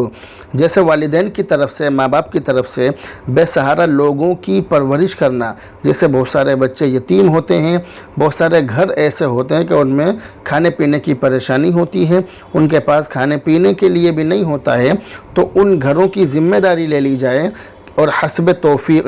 جتنی آپ کی گنجائش ہو، جتنا آپ سے ہر مہینے یا ہر ہفتے جیسے بھی آپ اپنی کمائی میں سے نکالتے ہوں، تو نکالنے کے بعد وہ سامان، وہ پیسہ ان کے گھر ثواب کی نیت سے پہنچاتے رہیں، اپنے ماں باپ کے لیے، اپنے ماں باپ کے ایصال ثواب کے لیے، تاکہ ہمارے ماں باپ کو ثواب ملے اور ہمارے ماں باپ کی روح خوش ہو۔ جب والدین کی روح خوش ہوگی تو والدین اپنی اولاد سے خوش ہو جائیں گے۔ ایسی حالت میں امید ہے کہ اگر آپ کے ماں باپ ناراضگی کی حالت میں آپ سے گئے ہیں، انتقال فرما گئے ہیں، تو ایسی صورت میں امید ہے کہ اللہ تعالیٰ ان کو، یعنی ان کی طرف سے آپ کی معافی کر دے گا، وہ آپ کو معاف کر دیں گے۔ اسی طرح ضرورت مندوں کے لیے پانی کا انتظام مستقل طور سے کرانا، جیسے نل وغیرہ، یا اس طرح سے بہت سے علاقے ایسے ہوتے ہیں جہاں پر کنویں ہوتے ہیں، تو نل، کنواں، سمر سیول، موٹر وغیرہ، جہاں جس چیز کی ضرورت ہو وہاں پر اس چیز کا انتظام کرا دینا، یا کہیں ایسی جگہ دیکھ کر کہ جو لوگوں کی گزرگاہ ہے، جو لوگوں کے گزرنے کی جگہ ہے، ایسی جگہ پر پانی کا انتظام کرا دیں، تاکہ وہاں پر لوگ پانی پیتے رہیں اور ان کا دل خوش ہوتا رہے، اور اس کا ثواب آپ کے والدین کی روح کو پہنچتا رہے۔ اسی طرح مسجد یا مدرسہ تعمیر کرانا، مسجد میں کام چل رہا ہو تو وہاں پر 1 2 4 جتنی اینٹیں آپ دے سکتے ہوں، جتنا مال آپ دے سکتے ہوں، آپ وہاں پر دیں۔ اسی طرح کہیں مدرسے کی تعمیر ہو رہی ہے تو آپ وہاں پر بھی جتنا آپ سے ہو سکے مالی تعاون فرمائیں، کیونکہ جب تک وہ مدرسہ رہے گا، قیامت تک جب تک وہ مدرسہ یا مسجد رہے گی، آپ کے والدین کی روح کو ثواب پہنچتا رہے گا، اور آپ کو بھی ثواب ملے گا۔ آپ نے اپنے والدین کی امداد، والدین کے ایصال ثواب کے لیے یہ کام کیا تو آپ کو بھی ثواب ملے گا اور والدین کو بھی ثواب ملے گا۔ اسی طرح دین کی اشاعت کے لیے، دین کو پھیلانے کے لیے، اگر کسی مسجد میں یا کسی مدرسے میں قرآن کریم کی ضرورت ہو تو وہاں پر قرآن کریم خرید کر وہاں پر بچوں کو اپنے ہاتھ سے دیے جائیں۔ اس بات کا دھیان رکھیں کہ بہت سارے لوگ اس طرح کے ہوتے ہیں، میری عادت صحیح بات کہنے کی ہے، سچی بات کہنے کی ہے، تو بہت سارے لوگ اس طرح کے ہوتے ہیں کہ وہ قرآن کریم کے لیے مسجدوں میں اور لوگوں سے ملتے ہیں، اعلان کرتے ہیں کہ فلاں مدرسے میں 100 قرآن کریم کی، 150 قرآن کریم کی ضرورت ہے۔ عام طور سے ہوتا یہ ہے کہ لوگ ان کو پیسے دے دیتے ہیں کہ ٹھیک ہے 10 قرآن کریم کے پیسے میں دے رہا ہوں، کوئی کہے گا کہ 20 کے میں دے رہا ہوں، تو اس طرح سے لوگ ان کو بہت سارے پیسے دیتے ہیں۔ ان کا حال یہ ہوتا ہے کہ اگر کوئی ان کو قرآن کریم خرید کر دے دے تو وہ لوگ ان کو بیچ کر پیسے کھا جاتے ہیں، اور اگر کوئی ان کو قرآن کریم کے پیسے دے دے تو وہ پیسے تو خود رکھ ہی لیتے ہیں۔ تو خلاصہ یہ ہے کہ آپ اپنے ہاتھوں سے قرآن کریم خرید کر مدرسوں میں آپ دیں۔ ابھی کچھ دن پہلے کسی مدرسے کے ایک ذمہ دار میرے پاس تشریف لائے، اور انہوں نے کہا عام طور سے میرے پاس مدرسے کے جو ذمہ دار ہیں وہ آتے رہتے ہیں کہ ہمارے مدرسے میں فلاں چیز کی ضرورت ہے تو آپ اس کا انتظام کرا دیں۔ تو میری عادت ہے کہ میں لوگوں سے کہہ دیتا ہوں، لوگ وہ انتظام کر دیتے ہیں۔ تو ایک صاحب کے مدرسے میں، کسی مدرسے میں کتابوں کی ضرورت تھی، تو وہاں پر ہم نے ان صاحب سے کہا کہ کسی صاحب سے ہم نے کہا کہ بھئی فلاں مدرسے میں کتابوں کی ضرورت ہے، آپ کتابیں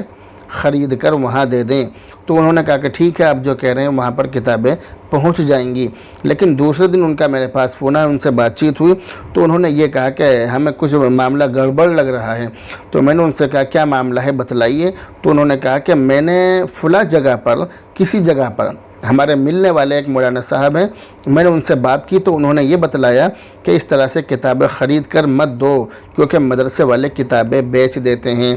تو میں نے ان صاحب سے یہ کہا کہ اس طرح سے مدرسوں کو بدنام کرنا یا اس طرح سے علماء کو بدنام کرنا یہ صحیح نہیں ہے، یہ بالکل غلط ہے۔ تو انہوں نے مجھے کسی صاحب کے بارے میں یہ بتلایا کہ فلاں صاحب نے ابھی 12,500 روپے کے قرآن کریم ان کے کسی متعلق نے کسی سفیر کو یا کسی شخص کو دلوائے تھے، تو انہوں نے اس کا نام لے کر مجھے پورا ایڈریس بتلایا کہ انہیں 12,500 روپے کے قرآن کریم دلوائے، انہوں نے وہ قرآن کریم 8,000 روپے کے فلاں دکان پر بیچ کر 8,000 روپے اپنی جیب میں رکھے اور وہ غائب، یعنی اس طرح سے ہوتا ہے۔ تو میں نے ان صاحب سے یہ کہا کہ آپ کتابیں خرید کر دیجئے اور دینے کے بعد ان کتابوں پر مدرسے کی یا اپنی مہر بنوا لیجئے، 80-90 روپے کی یا 100 روپے کی مہر بنتی ہے، اپنے نام سے مہر بنوا کر انہیں دیجئے، وہ ان کتابوں پر آپ کے نام سے مہر لگا دیں گے۔ جب آپ اتنا موٹا روپیہ خرچ کر رہے ہیں، 10,000 20,000 50,000 روپے کی کتابیں قرآن کریم خرید کر کہیں دے رہے ہیں، تو آپ تھوڑا سا یہ بھی کر لیں کہ 100 روپے کی ایک مہر بنوا لیں اور مہر بنوا کر تمام کتابوں پر جو کتابیں ہیں قرآن کریم میں جو بھی ہیں آپ ان سب پر لگوا دیں، اور لگوانے کے بعد پھر وہ بکیں گی نہیں، مارکیٹ میں کوئی ان کو نہیں خریدے گا۔ یہ آسان طریقہ ہے۔ اسی طرح سے آپ مدرسے میں جا کر علی الاعلان وہ چیزیں دیجئے جو چلتے پھرتے سفیر ہوتے ہیں یا جو چلتے پھرتے لوگ ہوتے ہیں ان کو نہ دیں، بلکہ جہاں آپ کو دینی ہے آپ وہاں مدرسے میں جا کر دیجئے۔ اگر وہ جو آپ کے پاس تشریف لائے ہیں، اگر وہ یہ کہہ رہے ہیں کہ ہمارے مدرسے میں اتنے بچوں کے پاس قرآن کریم نہیں ہے یا فلاں کتاب نہیں ہے، تو آپ خرید کر ان بچوں کے ہاتھ میں دیجئے۔ لیکن اس طرح سے مدرسے والوں پر الزام لگانا یا مدرسے والوں کو اس طرح کے جو سفیر ہوتے ہیں ان کو اس طرح کے موقع دینا،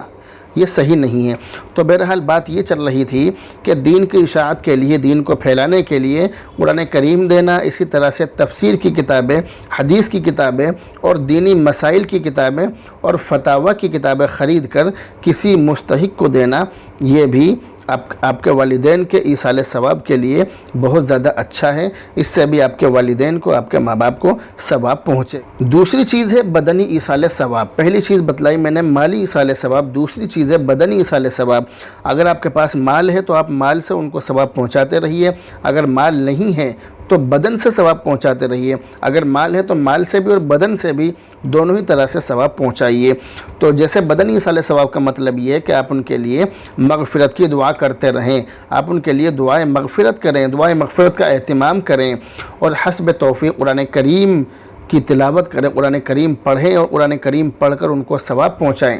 اسی طرح سے نفلی روزے رکھ کر ان کے لیے دعا کریں، ان کو ثواب پہنچائیں۔ اسی طرح سے نفلی حج کر کے ان کو ثواب پہنچائیں اور نفل نماز پڑھ کر ان کو ثواب پہنچائیں۔ اسی طرح سے تسبیحات اور درود شریف وغیرہ پڑھ کر ان کو ثواب پہنچاتے رہیں۔ تسبیحات بہت ساری ہیں، آپ کوئی سی بھی تسبیح پڑھ سکتے ہیں، تسبیح پڑھ کر آپ ان کو ثواب پہنچائیں تاکہ ان کو ثواب پہنچے اور ان کے عذاب میں تخفیف ہو جائے، کمی ہو جائے، یا اگر ان کو عذاب نہیں ہو رہا ہے تو ان کے درجے اور مرتبے جنت میں بلند ہو جائیں، ان کے درجے اونچے ہو جائیں۔ تیسری چیز یہ کہ اگر آپ یہ چاہتے ہیں کہ آپ کے ماں باپ آپ سے راضی ہو جائیں تو اس کے لیے آپ ان کی طرف سے ان کا قرض ادا کریں۔ اگر ان کے اوپر کسی کے پیسے ہوں، کسی کی رقم ہو، کسی کا کوئی مال ہو، کسی کا کوئی سامان ہو، تو آپ وہ سامان اس تک پہنچائیں، وہ پیسے اس کو دیں یا اس سے معاف کرائیں، جیسے بھی ہو، لیکن بہرحال آپ اپنے والدین کے اوپر سے وہ چیز معاف کرا لیں۔ اسی طرح سے ماں باپ کی طرف سے جو قضا روزے ہیں، جو ماں باپ نے روزے قضا کر دیے ہیں، آپ ان روزوں کی قضا، ان روزوں کا فدیہ دیں۔ اسی طرح سے نمازوں کا بھی فدیہ دیں۔ نماز اور روزوں کا فدیہ یہ ہوتا ہے کہ ایک روزے کا فدیہ 2.25 کلو گیہوں یا اس کی قیمت ہے۔ جتنے دن آپ کے ماں باپ بیمار رہے یا بیماری کی حالت میں انہوں نے نمازیں چھوڑی ہیں، تو روزانہ کی 6 نمازوں کا حساب لگا کر، یعنی 5 نماز اور وطر کی نماز، ان 6 نمازوں کا حساب لگا کر آپ ان کی طرف سے روزانہ کی 6 نمازوں کا فدیہ ادا کریں۔ ہماری اب سے تقریباً 10 سال پہلے میری بہن کا انتقال ہوا، تو تقریباً 7 مہینے لگاتار وہ بستر پر پڑی رہیں، بیمار رہیں، تو میرے والد محترم نے پورے 7 مہینے کا حساب لگا کر، روزانہ کی 6 نمازوں کا حساب لگا کر، یہ تقریباً بہت موٹی رقم بیٹھتی ہے، تو میرے والد محترم نے تمام نمازوں کا فدیہ میری بہن کی طرف سے انہوں نے ادا کیا۔ تو میں کہیں پر بھی ہوتا ہوں میں یہ چیز ضرور بتلاتا ہوں کہ اگر کوئی شخص بیمار ہو کر مرا ہے، کسی کا انتقال بیماری کی حالت میں ہوا ہے، تو جتنے دن وہ بستر پر پڑا رہا، ICU میں رہا،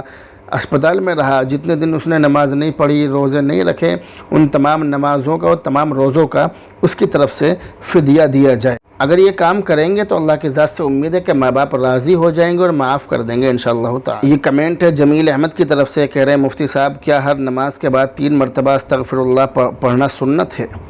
नमाज के बाद यानी नमाज से फ़ारिग होने के बाद रसूलुल्लाह सल्लल्लाहु अलैहि वसल्लम से इस्तिग़फ़ार का 3 मरतबा पढ़ना ये साबित है। अलबत्ता आप सल्लल्लाहु अलैहि वसल्लम इसको पढ़ते वक्त सर पर हाथ नहीं रखते थे, इसलिए इस्तिग़फ़ार पढ़ते वक्त, नमाज के बाद इस्तिग़फ़ार पढ़ते वक्त सर पर हाथ रखना सुन्नत तो नहीं है। लेकिन बहरहाल अगर कोई शख्स अपने दिमाग की मजबूती के लिए, अपने दिमाग में, उसके दिमाग में अगर दर्द रहता हो या किसी भी तरह की उलझन और परेशानी हो,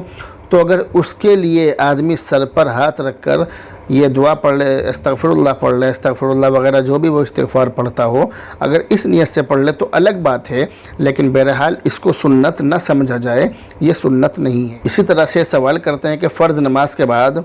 आयतुल कुर्सी पढ़ी जाती है, उसके लिए सर पर हाथ रखना ज़रूरी है क्या? फ़र्ज़ नमाज के बाद आयतुल कुर्सी पढ़ने की बहुत ज़्यादा फ़जीलत है। यहाँ तक कि इमाम नसाई ने हज़रत अबू उमामा रज़ियल्लाहु ताला अन्हु के हवाले से ये हदीस नक़ल फरमाई है कि जो शख्स हर फ़र्ज़ नमाज के बाद आयतुल कुर्सी पढ़ा करे तो उसको जन्नत में दाखिल होने के लिए मौत के अलावा कोई चीज़ माने नहीं है। तो अहादीस से फ़र्ज़ नमाज के बाद आयतुल कुर्सी पढ़ने की फ़जीलत तो साबित है, मगर सर पर हाथ रखना साबित नहीं है। लेकिन हाँ, अगर कोई शख्स दिमागी क़ुव्वत के लिए, दिमागी ताकत के लिए या दिमाग की किसी भी परेशानी के लिए सर पर हाथ रख ले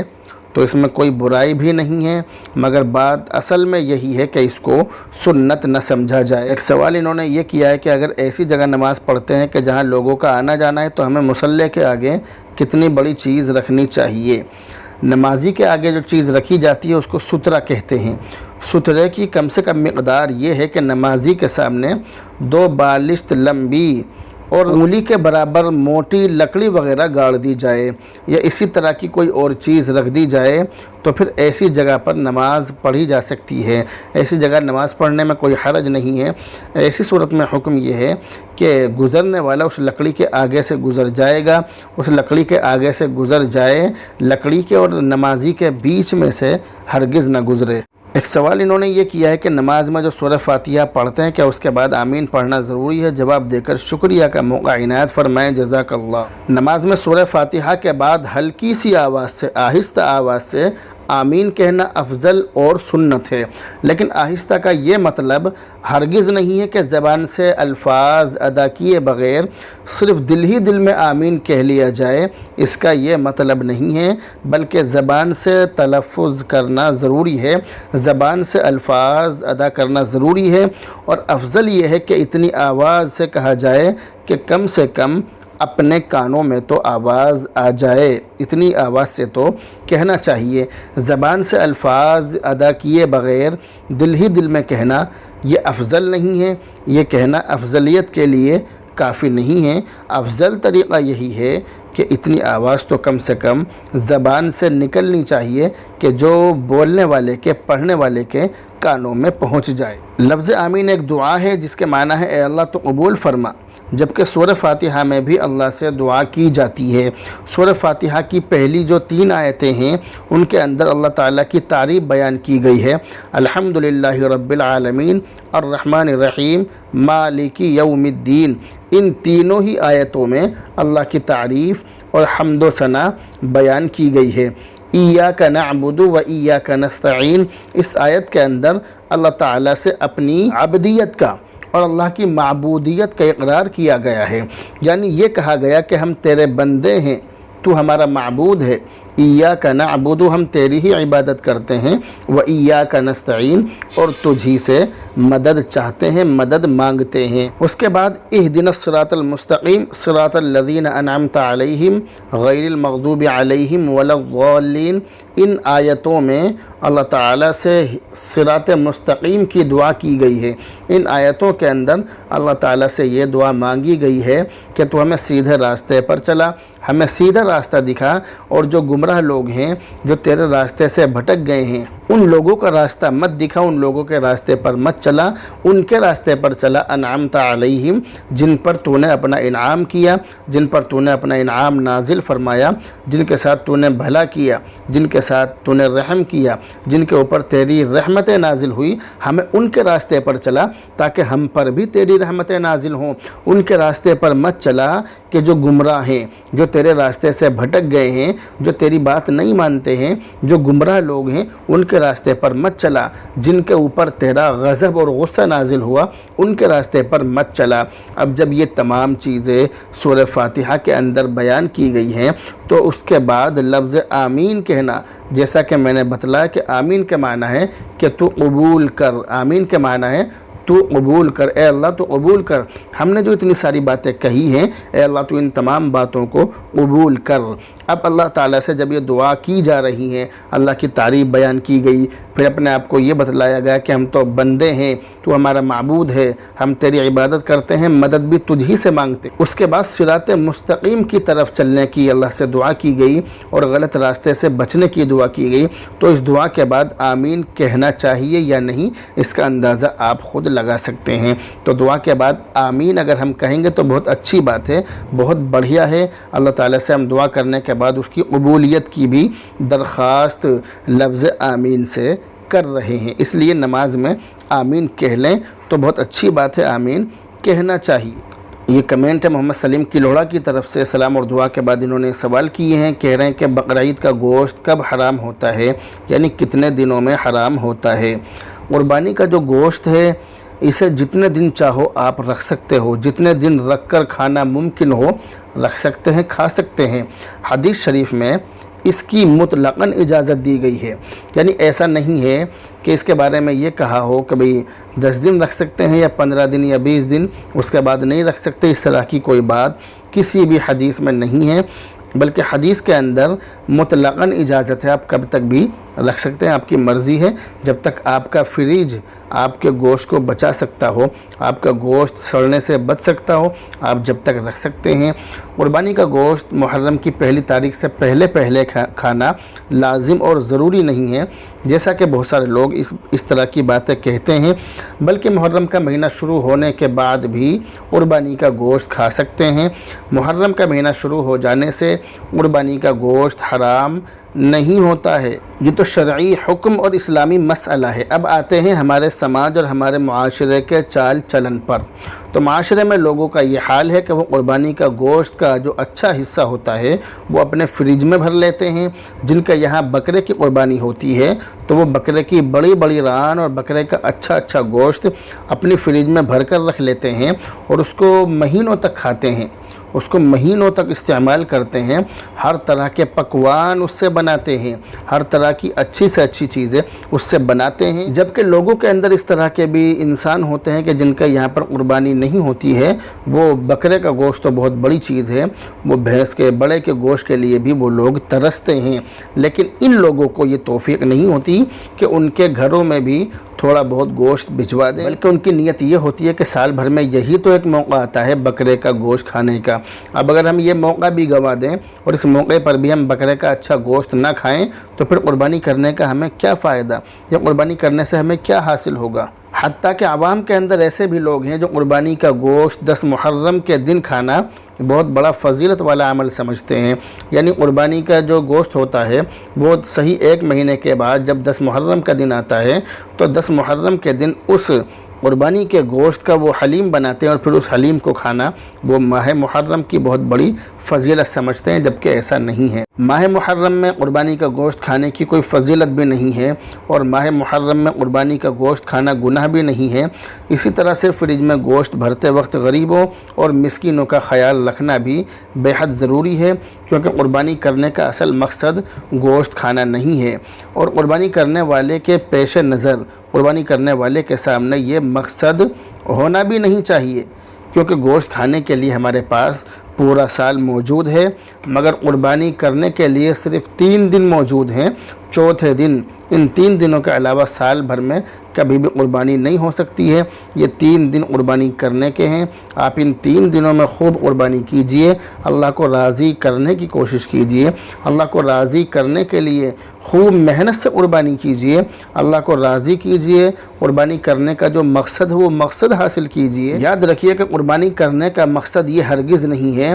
کہ قربانی کرنے کا مقصد گوشت کھانا ہو یا قربانی کرنے کا مقصد ریاکاری اور دکھلاوا ہو، بلکہ قربانی کرنے کا اصل مقصد اللہ کو راضی کرنا ہے۔ قرآن کریم کے اندر لکھا ہے فَصَلِّ لِرَبِّكَ وَانْحَرْ، کہ نماز اور قربانی اللہ کے لیے کرو۔ اسی طرح سے ایک جگہ پر فرمایا لَن يَنَالَ اللَّهَ لُحُومُهَا وَلَا دِمَاؤُهَا وَلَكِنْ يَنَالُهُ التَّقْوَى مِنْكُمْ، بہت مشہور آیت ہے کہ اللہ کے پاس تمہاری قربانی کا گوشت اور خون نہیں پہنچتا، بلکہ اس کے پاس تمہارا تقوی پہنچتا ہے۔ اللہ تعالیٰ تو صرف دلوں کے حال کو دیکھتا ہے کہ یہ میرے لیے قربانی کر رہا ہے یا گوشت کھانے کے لیے قربانی کر رہا ہے یا دکھلاوے کے لیے قربانی کر رہا ہے، قربانی کرنے کا اس کا مقصد کیا ہے۔ اللہ تعالیٰ بس اس چیز کو دیکھتا ہے۔ اگر مقصد اچھا ہے، اگر مقصد نیک ہے، اگر مقصد اللہ کو راضی کرنا ہے، تو ایسی صورت میں قربانی کرنے کا جو مقصد ہے، قربانی کرنے کی جو فضیلت ہے اور جو ثواب ہے وہ حاصل ہوگا۔ اور اگر یہ مقصد نہیں ہے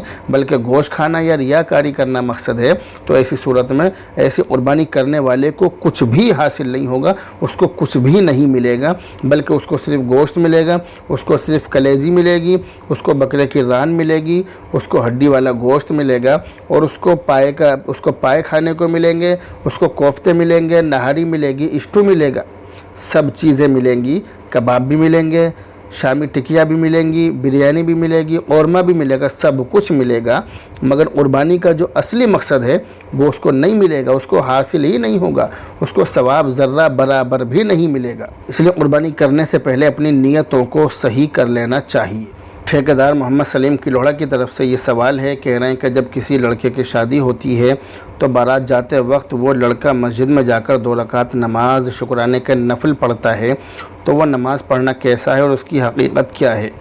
یہ جو آپ نے سوال کیا ہے یہ ہمارے یہاں پر ہمارے سماج میں عام طور سے ہوتا ہے، یہاں تک کہ ہم نے تو یہاں تک دیکھا ہے کہ بہت ساری عورتیں، بہت سارے مرد لڑکے کو، دولہے کو گھوڑے پر چڑھا کر لاتے ہیں، گھوڑا مسجد کے دروازے پر رکتا ہے، پھر اس کے بعد وہ دولہا اس پر سے اتر کر اندر جا کر نماز پڑھتا ہے۔ اور ہمارے ان علاقوں میں نوئیڈا کی سائیڈ میں تو عام طور سے ہم نے یہ بھی دیکھا کہ مسجد میں جو بھی اس کو نماز پڑھوائے گا اس کو کچھ رقم بھی دی جاتی ہے، جبکہ اس نماز پڑھوانے والے کو بھی نہیں پتہ کہ یہ نماز کیوں پڑھی جا رہی ہے، اور نماز پڑھنے والے کو بھی نہیں معلوم کہ اس نماز پڑھنے کا مقصد کیا ہے، نماز کیوں پڑھیں، کس طرح سے پڑھیں۔ اگر اس دولہے سے یہ معلوم کیا جائے، اس لڑکے سے یہ پوچھا جائے کہ آج صبح تم نے فجر کی نماز پڑھی تھی یا نہیں، تو اس کا جواب یہ ہوگا کہ نہیں، میں نے فجر کی نماز نہیں پڑھی۔ بس وہ یہ سمجھتا ہے کہ زندگی میں بس کوئی ضرورت نہیں ہے نماز پڑھنے کی، بس جب ہم دلہن کو لینے جا رہے ہیں، جب ہم بارات لے کر جا رہے ہیں تو 2 رکعت نماز پڑھ لو، سارے گناہ معاف ہو جائیں گے، سب کچھ، سارے مسائل حل ہو جائیں گے۔ تو اس طرح سے ہمارے یہاں پر چلتا ہے۔ تو یہ جو ہمارے یہاں پر ہوتا ہے اس کی حقیقت کیا ہے؟ تو اس کے بارے میں لوگوں میں مشہور تو یہ ہے، لوگ کہتے تو یہ ہیں کہ بھئی دولہے سے 2 رکعت شکرانے کے نفل پڑھوا لو، تو وہ دولہا 2 رکعت شکرانے کے نفل پڑھتا ہے، جبکہ یہ بہت بڑی بے وقوفی ہے، یہ بہت بڑا پاگل پن ہے۔ اب آپ یہ کہیں گے کہ یہ پاگل پن کیوں ہے؟ تو اس کا جواب یہ ہے کہ آپ بھی کہیں گے کہ ہاں یہ پاگل پن ہے، کیونکہ شکرانہ جو بھیجا جاتا ہے، شکرانہ جو ادا کیا جاتا ہے، اللہ کا جو شکر ادا کیا جاتا ہے، وہ کسی کام کے ہونے پر کیا جاتا ہے۔ اے اللہ تیرا شکر ہے کہ تو نے ہمارا فلاں کام کرا دیا، اے اللہ تیرا شکر ہے کہ تو نے ہمارا گھر بنوا دیا، اے اللہ تیرا شکر ہے کہ تو نے ہمارے کاروبار کو چلا دیا، اس میں ترقی ہو گئی، اے اللہ تیرا شکر ہے کہ تو نے میرا چینل خوب اونچا پہنچا دیا، خوب اس میں ترقی ہو گئی، اے اللہ تیرا شکر ہے کہ تو نے مجھے نماز پڑھنے کی توفیق دی، میں نے نماز پڑھ لی، اے اللہ تیرا شکر ہے کہ تو نے مجھے اپنے راستے میں تبلیغی جماعت میں جانے کی توفیق دی، میں گیا، اے اللہ تیرا شکر ہے کہ تو نے مجھے بھیجا۔ تو کام ہونے کے بعد شکر ادا کیا جاتا ہے، کام ہونے کے بعد شکرانے کی نماز پڑھی جاتی ہے، جبکہ یہاں پر بے وقوفی یہ دکھلائی جاتی ہے کہ شکرانے کے نفل بارات جانے سے پہلے پڑھے جاتے ہیں، دلہن کو لانے سے پہلے پڑھے جاتے ہیں، جبکہ اس موقع پر شکرانے کے نفل پڑھنے کا کوئی سوال ہی پیدا نہیں ہوتا۔ تو پھر سوال یہ پیدا ہوتا ہے کہ اس موقع پر دلہا کون سی نماز پڑھے، اس کو کون سی نماز پڑھنی چاہیے؟ تو اس کا جواب یہ ہے کہ ہمارے یہاں پر دلہا عام طور سے شکرانے کے نفل रस्मी तौर पर पढ़ता है, शुक्राने के नफल रस्मी तौर पर पढ़ता है, तो ना तो शुक्राने के नफल पढ़े जाएंगे और ना ही रस्मी तौर पर नमाज़ पढ़ी जाएगी, बल्कि इसमें ये जो नफल पढ़े जाएंगे ये नफल ज़रूरत के नफल पढ़े जाएंगे। सलातुल हाजत पढ़ी जाएगी, हाजत की नमाज,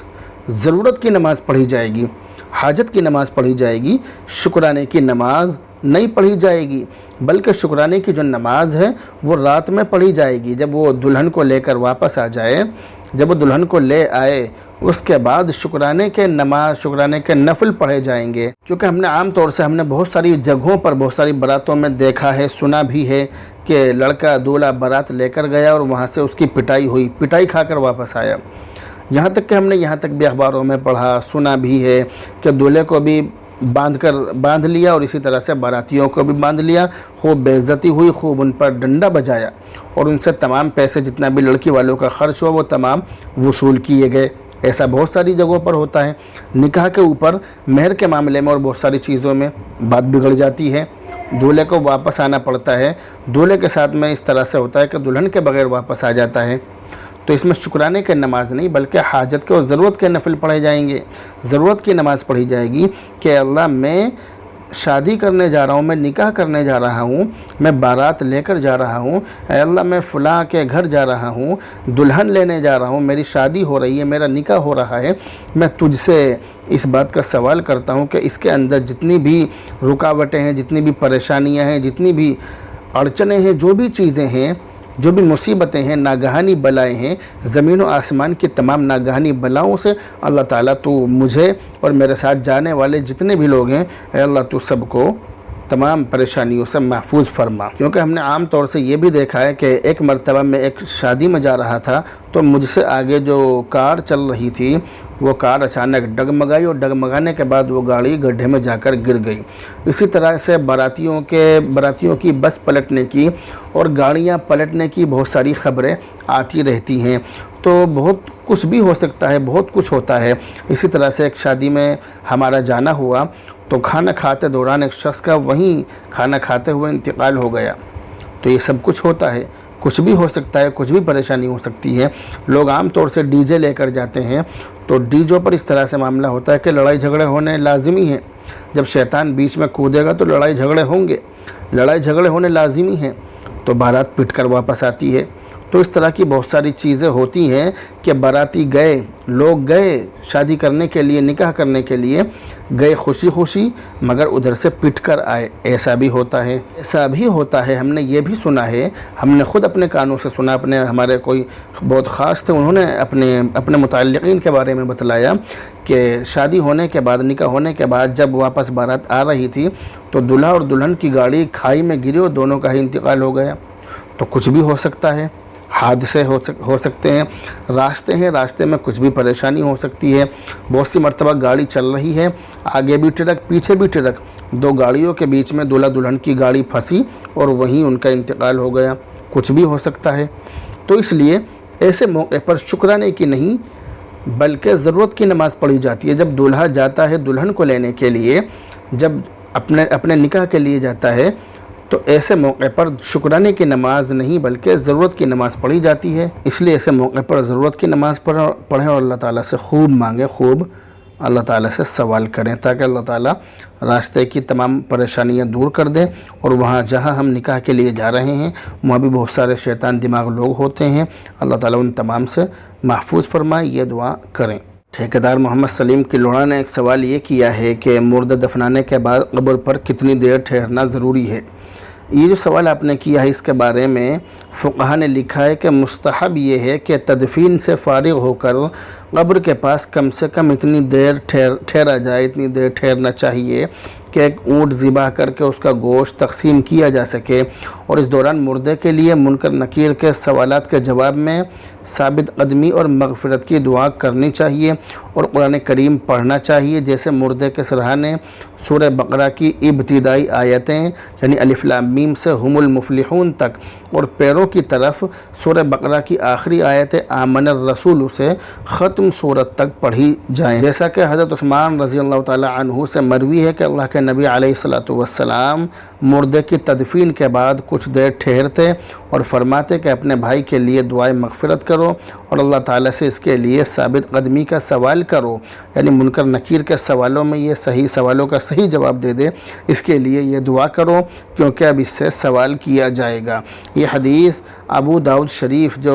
حدیث کی مشہور کتاب ہے اس کے اندر موجود، جبکہ دوسری حدیث جو حضرت عبداللہ بن عمر رضی اللہ تعالی عنہ سے مروی ہے، وہ فرماتے ہیں کہ میں نے اللہ کے نبی علیہ السلام کو یہ ارشاد فرماتے ہوئے سنا کہ جب تم میں سے کسی کا انتقال ہو جائے تو اسے روک کر مت رکھو اور جلد سے جلد اسے اس کی قبر تک پہنچاؤ، اور دفن کرنے کے بعد اس کے سرحانے سورہ بقرہ کی ابتدائی آیتیں،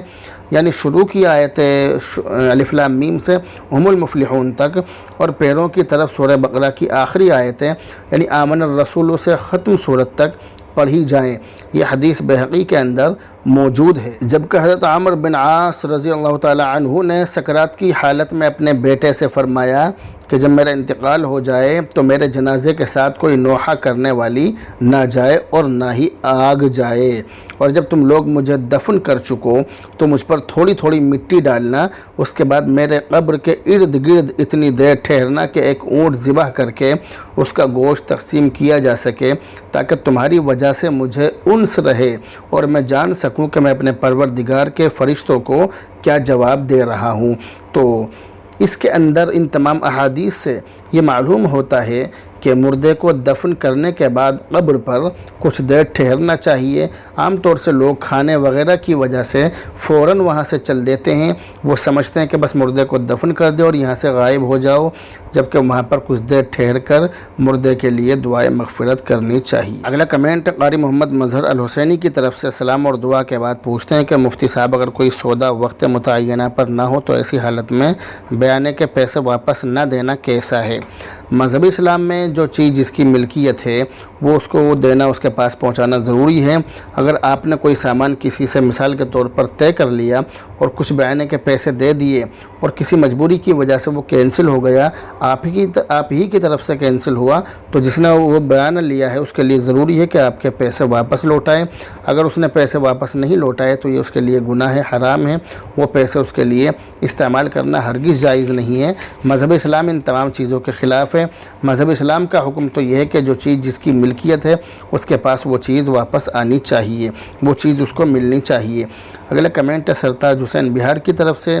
کہہ رہے ہیں کہ مرد حضرات کو مہندی لگانا کیسا ہے؟ مرد کے لیے سر اور داڑھی کے بالوں میں کالے رنگ کے علاوہ مہندی کا خضاب لگانا درست اور جائز ہے۔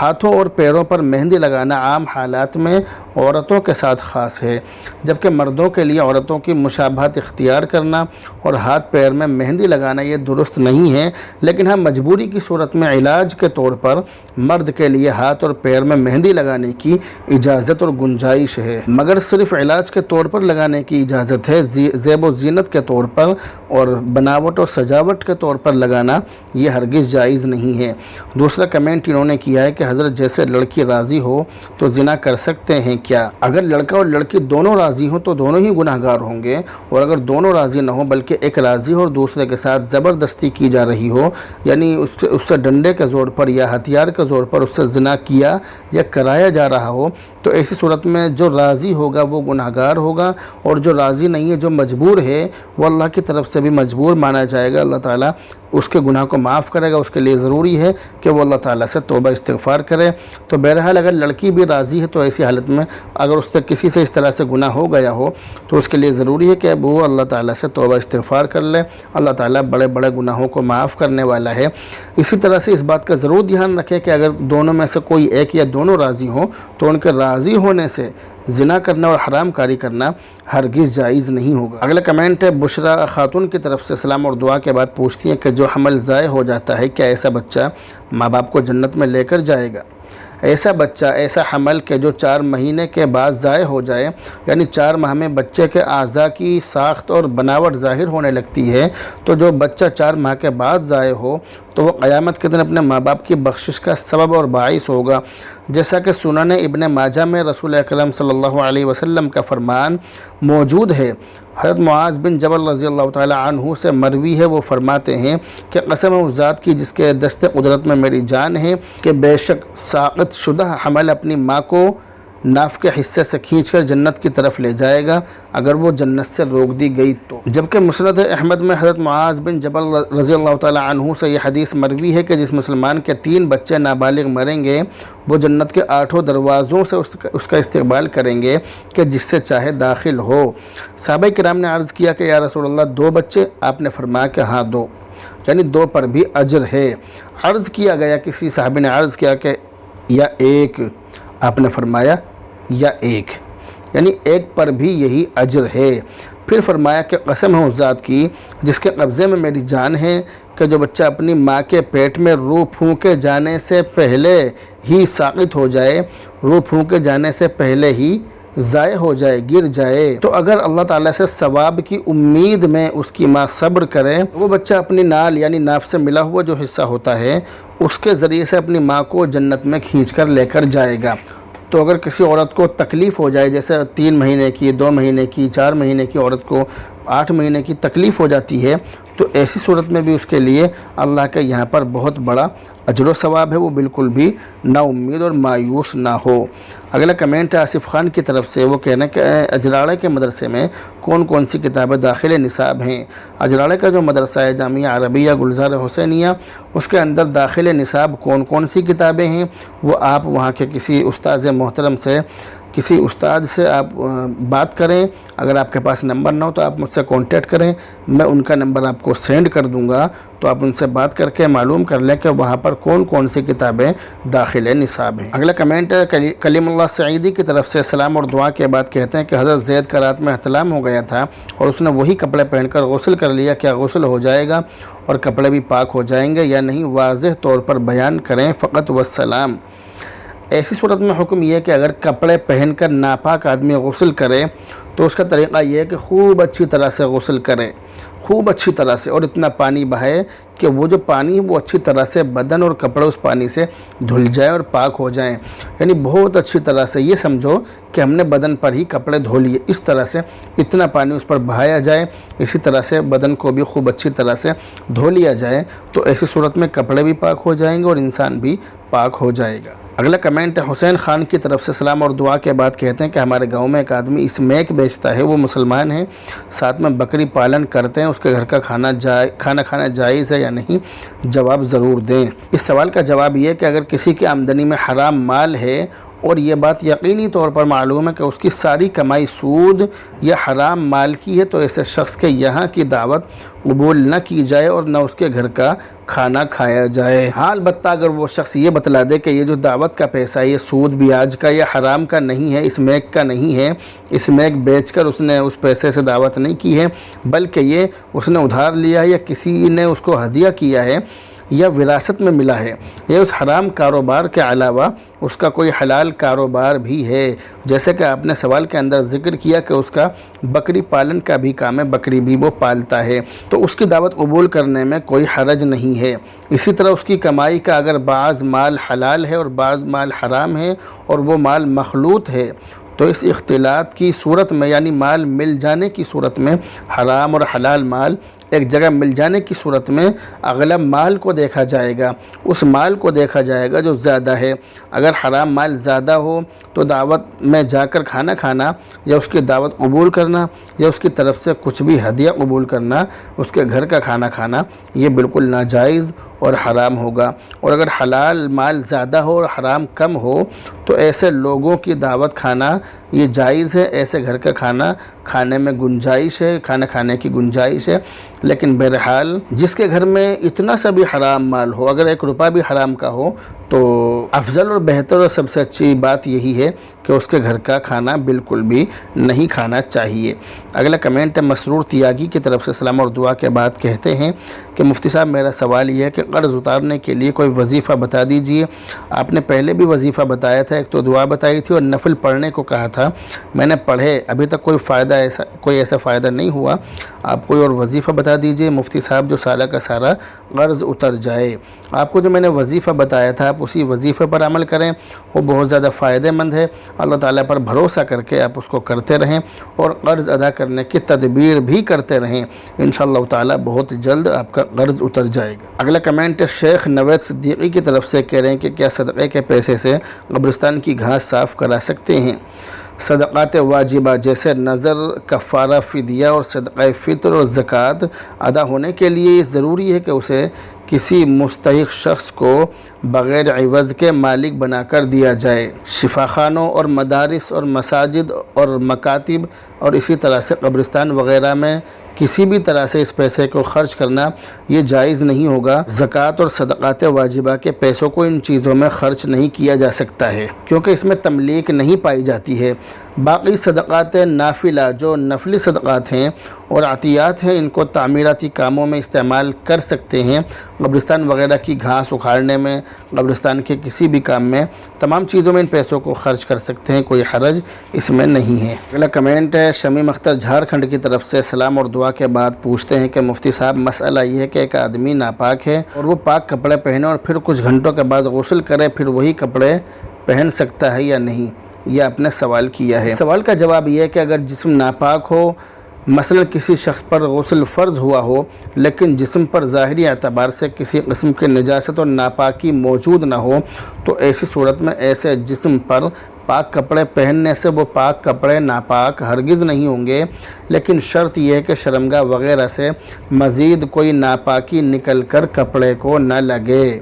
نیز غسل کرنے کے بعد انہی کپڑوں کو دوبارہ پہن کر ان میں نماز پڑھنا بھی جائز ہوگا۔ اسی طرح سے اگر جسم پر کوئی ناپاکی لگی ہو لیکن وہ خشک ہو، اس حالت میں پاک کپڑے پہننے سے وہ کپڑے ناپاک نہیں ہوں گے جب تک اس کپڑے میں نجاست کا اثر یعنی رنگ یا بو نہ آ جائے۔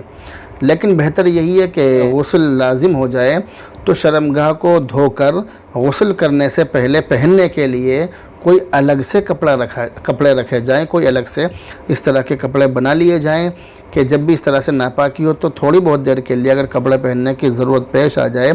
تو ان کپڑوں کو پہنا جا سکے۔ نماز والے کپڑے ایسے وقت میں پہننا یہ خلاف احتیاط ہے۔ اگلا کمنٹ محمد ریاض کاسغر کی طرف سے، سلام اور دعا کے بعد کہتے ہیں کہ مفتی صاحب اگر کسی شخص کی آنکھ کا آپریشن ہوا ہو، ڈاکٹر نے آنکھ میں پانی جانے سے سختی سے منع کیا ہو، تو ایسی صورت میں وضو کے بجائے تیمم کر سکتے ہیں یا نہیں؟ اگر آپ احتیاط کے ساتھ اس طرح سے وضو کر سکیں کہ آنکھ میں پانی نہ جائے تو ایسی صورت میں آپ وضو کریں اور اپنی آنکھ پر اچھی طرح سے گیلا ہاتھ پھیر لیں۔ لیکن اگر یہ ممکن نہ ہو بلکہ معاملہ یہ ہو کہ کسی بھی صورت میں آنکھ کو پانی سے بچانا ممکن نہ ہو اور ماہر تجربہ کار ڈاکٹر نے آنکھ کے آپریشن کے بعد آنکھ میں پانی لگنے کو بہت زیادہ مضر اور نقصان دہ بتلایا ہو، تو پھر ایسی صورت میں مریض کو تیمم کر کے نماز پڑھنا جائز اور درست ہے اور اس نماز کی قضا کرنے کی بھی ضرورت نہیں ہے۔ اسی طرح سے میری دعا یہ ہے کہ اللہ تعالیٰ آپ کو جلد سے جلد شفاء کاملہ عاجلہ مستمرہ دائمہ نصیب فرمائے۔ آپ کو جو آنکھ کی پریشانی اللہ تعالیٰ اس پریشانی کو دور فرمائے۔ اگلا کمنٹ ہے سرتاج حسین بہار سے، کہہ رہے ہیں کہ کوئی شخص بس چلاتا ہے، اس کو روزانہ 600 روپیہ ملتا ہے اور کوئی سواری آ کر سامان دے دیتا ہے اور اس سامان کا بھاڑا الگ سے دیتا ہے، تو وہ پیسہ ڈرائیور خود رکھ لیتا ہے، مالک کو نہیں دیتا ہے، تو ڈرائیور کے لیے وہ پیسہ رکھنا کیسا ہے؟ ڈرائیور کے لیے وہ پیسہ رکھنا بالکل ناجائز ہے، حرام ہے، بالکل غلط ہے، منع ہے۔ ڈرائیور کو وہ پیسے نہیں رکھنے چاہیے، وہ ان کا مالک نہیں ہے بلکہ ان کا مالک وہ ہے کہ جو بس کا مالک ہے، جس نے اس کو نوکری پر رکھا ہے، جو بس کا مالک ہے اس کا مالک وہ ہے، اس کے لیے ضروری ہے ڈرائیور کے لیے کہ وہ پیسہ اس مالک کو دے۔ اگلا کمنٹ محمد رضا مظاہر سہارنپور کی طرف سے، کہہ رہے ہیں کہ حضرت دارالعلوم کے کیا معنی ہے؟ دارالعلوم کا معنی ہے علم کا گھر۔ اگلا کمنٹ قاری محمد مظہر الحسینی کی طرف سے، انہوں نے کافی لمبا ایک خواب دیکھا ہے، خواب کو میں نے تسلی سے پڑھ لیا ہے۔ اس خواب کی تعبیر یہ ہے کہ خواب دیکھنے والے کو علم اور اہل علم یعنی علماء سے بہت زیادہ محبت ہے۔ اللہ تعالیٰ اس محبت کو مزید باقی رکھے، مزید اس کے اندر ترقی عطا فرمائے، مزید اس کے اندر اضافہ فرمائے۔ اگلا کمنٹ محمد شریف انجینئر کی طرف سے، انہوں نے ایک بہت ہی لمبا خواب دیکھا ہے، اس خواب کو میں نے تسلی سے پڑھ لیا ہے۔ اس خواب کی تعبیر یہ ہے کہ خواب دیکھنے والے سے پیسہ دور دور بھاگ رہا ہے اور دور دور بھاگتا ہے۔ اگلا کمنٹ شفیع کی طرف سے، انہوں نے کافی لمبا خواب دیکھا ہے، خواب کو میں نے تسلی سے پڑھ لیا ہے۔ اس خواب کی تعبیر یہ ہے کہ آپ کا بہت زیادہ قریبی شخص آپ کے ساتھ بہت زیادہ دھوکہ کر رہا ہے، اللہ تعالیٰ آپ کی حفاظت فرمائے۔ اگلا کمنٹ شاہ نواز انصاری کی طرف سے، کریں مولانا سعد صاحب بہت ہی زبردست بات کہی ہے آپ نے۔ جی بالکل ماشاء اللہ آپ نے صحیح فرمایا،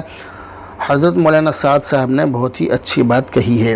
عبدالقادر کہہ رہے ہیں کہ مولانا سعد کیا ہی نرالا انداز ہے آپ کا۔ جی بالکل آپ کی بات صحیح ہے، مولانا سعد صاحب کا انداز بہت ہی نرالا ہے۔ اگلا کمنٹ ہے بوبی کی طرف سے، کہہ رہی ہیں کہ ماشاءاللہ مفتی صاحب آپ نے جمعہ کے بیان میں سب کچھ صحیح فرمایا، اور ماشاءاللہ مفتی صاحب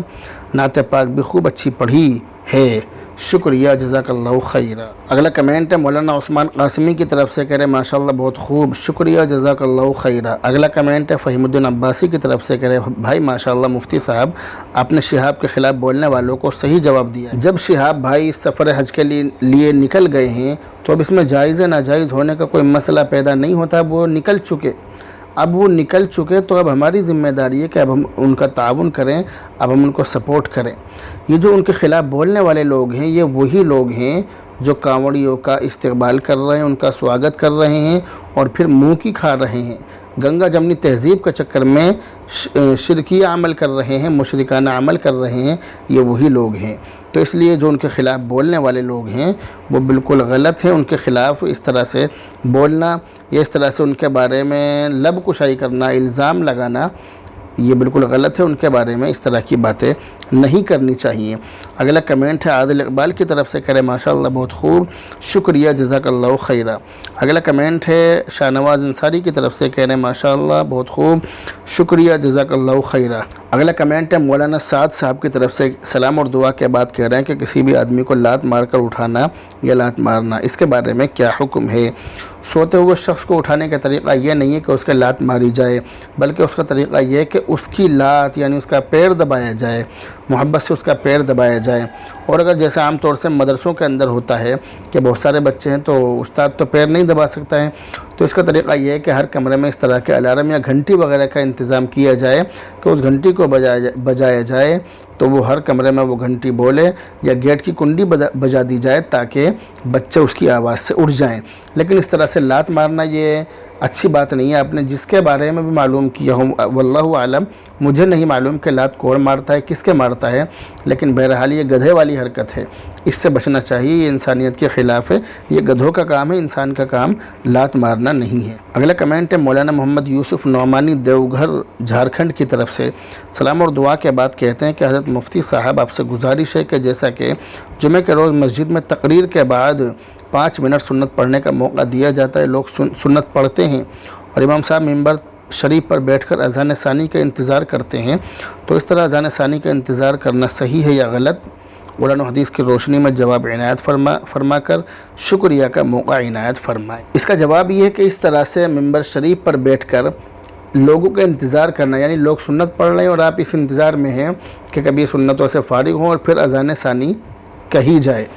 تو یہ طریقہ صحیح نہیں ہے۔ یہ مقتدیوں پر گویا مسلط ہونا ہے، یہ مقتدیوں کے اوپر ایک پریشر بنانا ہے، ان کے اوپر یہ اپنی بات کو تھوپنا ہے، یعنی یہ ایسا ہے جیسے ہم اس انتظار میں ہیں کہ وہ جلدی سے الٹی سیدھی سنت پڑھیں، سنت پڑھ کر فوراً وہ ہمارے ساتھ شامل ہوں، ہمارے اس عمل میں شامل ہوں، تو یہ طریقہ صحیح نہیں ہے، غلط ہے۔ اس کے 2 طریقے، اس کے بہتر 2 طریقے جو میری نظروں میں بہتر ہیں وہ یہ ہیں۔ پہلا طریقہ تو یہ کہ آپ جو اپنی سنتیں پہلے ہی پڑھ لیتے ہیں، یعنی تقریر سے پہلے ہی پڑھ لیتے ہیں، تو آپ سنتیں اس وقت میں نہ پڑھ کر اس وقت میں قرآن کریم، سورہ کہف وغیرہ پڑھ لیں، اور آپ اپنی جو سنتیں ہیں وہ باقی مقتدیوں کے ساتھ تقریر پوری ہونے کے بعد جو 5 منٹ دی جاتی ہے اس وقت میں پڑھیں، یہ تو سب سے اچھا طریقہ ہے۔ دوسرا طریقہ جو اس سے کم بہتر ہے وہ یہ ہے کہ آپ ٹھیک ہے اپنی سنتیں پہلے پڑھ لیتے ہیں، تو جس وقت میں لوگ سنتیں پڑھتے ہیں، جمعہ کی سنتیں تقریر پوری ہونے کے بعد جب 5 منٹ آپ سنتوں کے لیے ان کو دیتے ہیں، تو جب وہ لوگ سنتیں پڑھ رہے ہوں تو آپ ممبر سے اتر کر آپ مصلی پر بیٹھ کر قرآن کریم کی تلاوت کریں، سورہ کہف پڑھیں، اور جب لوگ سنتوں سے فارغ ہو جائیں تو آپ پھر اپنا خطبہ وغیرہ پڑھ کر جمعہ کی نماز پڑھیں، یہ بھی بہتر ہے۔ لیکن زیادہ بہتر یہی ہے کہ آپ سنتیں بھی ان کے ساتھ پڑھیں تاکہ ان کو بھی یہ لگے کہ امام صاحب بھی سنتیں پڑھتے ہیں، ورنہ بہت سارے لوگوں کے ذہنوں میں یہ بات ہوتی ہے کہ امام صاحب نہ معلوم کہ سنتیں پڑھ بھی رہے ہیں یا نہیں، اس لیے اس بات کا خاص دھیان رکھا جائے۔ اگلا کمنٹ ہے سرتاج حسین بہار کی طرف سے، کہہ رہے ہیں کہ حضرت جیسے شہاب حج کے لیے پیدل جا رہے ہیں تو پیدل حج میں زیادہ ثواب ہے یا سواری پر جانے سے زیادہ ثواب ملے گا؟ یہ جو معاملہ ہے یہ اصل معاملہ نیت کے اوپر ہے۔ شہاب جو ہیں ان کی نیت کیا ہے اس کو اللہ جانتا ہے اور وہ جانتے ہیں۔ حالانکہ ظاہری اعتبار سے ایسا لگتا ہے کہ نیت کے اعتبار سے وہ ٹھیک ہیں، ان کی نیت دکھلاوا کرنے کی نہیں ہے، ظاہری اعتبار سے ایسا لگتا ہے کہ وہ اللہ کو بہت زیادہ راضی کرنا چاہتے ہیں، اور بغیر جانے بوجھے، بغیر کسی کے دل میں گھسے ہوئے کسی کی نیت کے بارے میں شک نہیں کیا جا سکتا۔ مگر ہمارے مسلمان بھائیوں کو، بہت سارے مسلمان بھائیوں کو اس کے علاوہ کچھ اور کام نہیں ہے کہ وہ دوسروں پر نکتہ چینی کرتے ہیں، جبکہ میں ایسے مسلمانوں کے سخت خلاف رہتا ہوں جو دوسروں پر نکتہ چینی کرتے ہیں۔ اب جب ایک شخص کسی نیک کام کے لیے نکل پڑا، اب جب وہ نکل پڑا تو نکل پڑا، اب ان کی امداد کریں، ان کا تعاون کریں، ان کو سپورٹ کریں، ان کے حوصلے پست نہ کریں، ان کے بارے میں الٹی سیدھی باتیں کر کے، الٹی سیدھی بیان بازی کر کے، الٹے سیدھے فتوی بازی کر کے ایسے شخص کے حوصلے کو پست نہ کریں، بلکہ ان کو حج کرنے دیں، ان کو حج پر جانے دیں اور ان کا تعاون کریں، ان کا خوش دلی سے استقبال کریں۔ تو بہرحال آپ نے جو سوال کیا کہ پیدل جانے میں زیادہ ثواب ہے یا سواری سے، تو اس کا جواب یہ ہے کہ نیت کے اوپر بات ہے، جیسی نیت ہوگی اس کے اعتبار سے اللہ تعالیٰ ثواب عطا فرمائیں گے۔ اگلا comment Muhammad Mohsin royal computer گلاؤٹھی ضلع ہاپوڑ کی طرف سے کہہ رہے ہیں کہ مفتی صاحب میرے پاس دکان پر اماں کا پارا ہے، کیا میں اسے بغیر وضو کیے بس ہاتھ اور منہ دھو کر پڑھ سکتا ہوں؟ اور چھوٹا وضو کیسے ہوتا ہے جس میں یہ کہتے ہیں کہ ہاتھ اور پیر دھونے سے وضو پورا اور مکمل ہو جاتا ہے، اس وضو کے بارے میں بھی بتاؤ۔ اماں کا جو پارا ہے یہ قرآن کریم کا ہی حصہ ہے، قرآن کریم کو یا قرآن کریم کے کسی بھی پارے کو بغیر وضو کے نہیں چھونا چاہیے، یہ غلط ہے۔ قرآن کریم کے اندر لا یمسہ الا المطہرون، یعنی اس کو وضو کی یعنی پاکی کی حالت میں ہی چھوؤ، ناپاکی کی حالت میں اس کو نہیں چھونا چاہیے۔ تو یہ جو آپ نے سوال کیا کہ میں اس کو بغیر وضو کے ہاتھ اور منہ دھو کر پڑھ سکتا ہوں یا نہیں، تو آپ اس کو نہیں چھو سکتے پورا، جب تک آپ وضو نہیں کر لیں گے تو آپ اس کو نہیں چھو سکتے۔ دوسری بات آپ نے معلوم کی کہ چھوٹا کوئی وضو نہیں ہوتا، یا تو وضو ہوتا ہے یا تیمم ہوتا ہے، چھوٹا کوئی وضو نہیں ہوتا۔ جب آپ وضو کر رہے ہیں تو پورا ہی وضو آپ کریں گے۔ ہاتھ اور پیر دھونے سے کوئی وضو پورا نہیں ہوتا، بلکہ سر کا مسح کرنا اور اسی طرح چہرہ دھونا، یہ وضو کے جو 4 فرض ہیں، جب تک ان فرضوں کو پورا ادا نہیں کیا جائے گا آپ کا وضو پورا نہیں ہوگا۔ اگلا کمنٹ ہے حضرت مولانا قاری عزیز الرحمن صاحب قاسمی کی طرف سے، سلام اور دعا اور خیریت وغیرہ معلوم کرنے کے بعد کہتے ہیں کہ مفتی صاحب کیا مرد کے لیے دوسری شادی کرنے سے پہلے بیوی سے اجازت لینا ضروری ہے یا نہیں؟ یہ جو آپ نے سوال کیا، اس سوال کا جواب یہ ہے کہ مذہب اسلام میں ایک مرد کو 4 تک بیویاں رکھنے کی اجازت ہے، جیسا کہ قرآن کریم کے اندر ہے فَانْكِحُوا مَا طَابَ لَكُم مِّنَ النِّسَاءِ مَثْنَىٰ وَثُلَاثَ وَرُبَاع، اس کے اندر یہی بتلایا گیا، اور یہ اجازت مطلق ہے، پہلی یا دوسری بیوی کی اجازت اور رضامندی پر موقوف نہیں ہے، یعنی ایسا نہیں ہے کہ پہلی یا دوسری بیوی سے اجازت لے کر ہی دوسری شادی کی جائے، تیسری شادی کی جائے، چوتھی شادی کی جائے، تو ایسا نہیں ہے، مگر ہاں ایک سے زیادہ بیویاں رکھ کر ان کے درمیان عدل و انصاف کرنا بہت زیادہ ضروری ہے۔ کسی ایک کی طرف کو زیادہ جھکاؤ رکھ کر کسی کے واجب حقوق میں کوتاہی کرنا ہرگز جائز نہیں ہوگا، اور اگر کوئی شخص ایک سے زیادہ بیویاں رکھ کر ان کے درمیان ناانصافی کرتا ہے، ان کے درمیان اس طرح کا معاملہ کرتا ہے کہ ایک کو زیادہ چاہتا ہے، ایک کو کم چاہتا ہے، ایک کو زیادہ خرچہ دیتا ہے، ایک کو کم خرچ دیتا ہے، تو ایسی صورت میں وہ شخص بہت سخت گناہ گار ہوگا، اور قیامت کے دن وہ اللہ کے سامنے میدان حشر میں اس حالت میں حاضر ہوگا کہ اس کا ایک دھڑ گرا ہوا ہوگا، جیسا کہ احادیث سے بھی معلوم ہوتا ہے۔ اور اگر کوئی شخص مصلحتاً اپنی پہلی موجودہ بیوی کی ذہن سازی کر کے اسے بھی راضی کر لے، اس کے بعد دوسری شادی کرے، تو یہ مناسب ہے تاکہ دوسری بیوی آنے پر پہلی بیوی کی طرف سے ناخوشگوار حالات کا سامنا نہ کرنا پڑے، ان دونوں کے درمیان لڑائی جھگڑا نہ ہو۔ پہلی بیوی اچانک جب دوسری بیوی کو دیکھے گی تو وہ آگ بگولا ہو جائے گی، اور ان کے درمیان لڑائی جھگڑے ہوں گے، ان کے درمیان نوبت طلاق تک پہنچ جائے گی، ان کے درمیان ہمیشہ گھر میں جھگڑے ہی بنے رہیں گے۔ تو بعض مرتبہ اس طرح کے حالات ہو جاتے ہیں کہ جو ناقابل برداشت ہوتے ہیں۔ اگلا کمنٹ ایس وشو کی طرف سے کہہ رہے بھائی جان شکریہ، آپ نے انجیر کے بارے میں بہت اچھا سمجھایا، شکریہ، جزاک اللہ خیرہ۔ اگلا کمنٹ قاری تصور الحسینی کی طرف سے، سلام اور دعا کے بعد پوچھتے ہیں کہ سفید داغ کا کیا علاج ہے؟ بدن پر جو سفید داغ ہو جاتے ہیں اس کے لیے آپ حکیم مولانا سعد صاحب سے رابطہ کریں، اور رابطہ کرنے کے بعد اپنی جو حالت ہے، جو کنڈیشن ہے، ان کو بتلائیں، انشاءاللہ تعالی وہ آپ کا علاج کریں گے۔ اگلا کمنٹ ہے مولانا محمد زکریا ندوی دہلی کی طرف سے۔ ان کے متعلق ایک شخص نے کافی لمبا خواب دیکھا ہے، سلام اور دعا کے بعد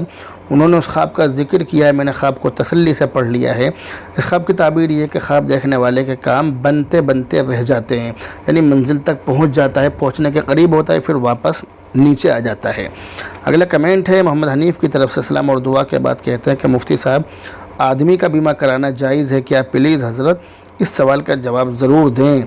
انسانی جان کا بیمہ کرانا جائز نہیں ہے بلکہ حرام اور گناہ کبیرہ ہے، اس لیے اس سے بچنے کا اہتمام کریں۔ اگلا کمنٹ ہے اللہ از ون کی طرف سے، کہہ رہے ہیں ماشاء اللہ اللہ آپ کو جزائے خیر عطا فرمائے، آمین آمین ثم آمین اللہم آمین۔ اگلا کمنٹ ہے ایس اسلامک ٹیوب کی طرف سے، کہہ رہے ہیں ماشاء اللہ بہت خوب، شکریہ جزاک اللہ خیر۔ اگلا کمنٹ ہے حبیبہ بنت رفیق کی طرف سے، کہہ رہے ہیں ماشاء اللہ آپ سبھی کو جزائے خیر عطا فرمائے، آمین ثم آمین اللہم آمین۔ اگلا کمنٹ ہے مولانا سعد صاحب کی طرف سے، کہہ رہے ہیں ماشاء اللہ بہت خوب مفتی صاحب، اللہ آپ کو خوب ترقی عطا فرمائے، آمین ثم آمین آمین ثم آمین اللہم آمین۔ اگلا کمنٹ ہے مفتی عبدالواسع قاسمی دادری کی طرف سے، کہہ رہے ہیں ماشاء اللہ شکریہ جزاک اللہ خیر۔ اگلا کمنٹ ہے ویپلس کی طرف سے، سلام اور دعا کے بعد کہتے ہیں کہ مفتی صاحب آپ کا بہت بہت شکریہ، اللہ آپ کی سبھی جائز تمناؤں کو پورا کرے، آمین، اللہ آپ کو ہمیشہ صحت مند رکھے، آمین ثم آمین اللہم آمین۔ اگلا کمنٹ ہے ریشمہ کی طرف سے، سلام اور دعا کے بعد کہتی ہیں کہ 30/4/2022 کو بچہ پیدا ہوا، قرآن میں سے اس کا نام بتائیے جلدی۔ اس کے لیے آپ مجھ سے واٹس ایپ پر کانٹیکٹ کریں، بچہ کیا ہے، لڑکا ہے یا لڑکی ہے، تو اور پھر اسی طرح سے جو بھی ہے تو اس کے ماں یا باپ کا نام بتائیں تاکہ اس سے ملتا جلتا کوئی اچھا سے نام بتلایا جا سکے۔ اگلا کمنٹ ہے محمد ابو ذر کی طرف سے، سلام اور دعا کے بعد پوچھتے ہیں کہ مفتی صاحب فی امان اللہ کے کیا معنی ہے؟ اس کے معنی ہے کہ آپ اللہ کی امان میں رہو، اللہ کی حفاظت میں رہو۔ اگلا کمنٹ ہے محمد شاہد مجید پورہ ہاپوڑ سے، انہوں نے کافی لمبا خواب دیکھا ہے، خواب کو میں نے تسلی سے پڑھ لیا۔ اس خواب کی تعبیر یہ ہے کہ خواب دیکھنے والے کو دینی اعتبار سے بہت اونچا مرتبہ اور درجہ حاصل ہوگا انشاءاللہ تعالی۔ اگلا کمنٹ ہے مفتی محمد زاہد قاسمی کی طرف سے، سلام اور دعا کے بعد پوچھتے ہیں کہ حضرت مفتی صاحب اگر کسی لڑکی کے زنا سے حمل ٹھہر گیا تو ایسی صورت میں اس لڑکی کا زانی سے یا زانی کا علاوہ کسی اور سے نکاح کرنا کیسا ہے؟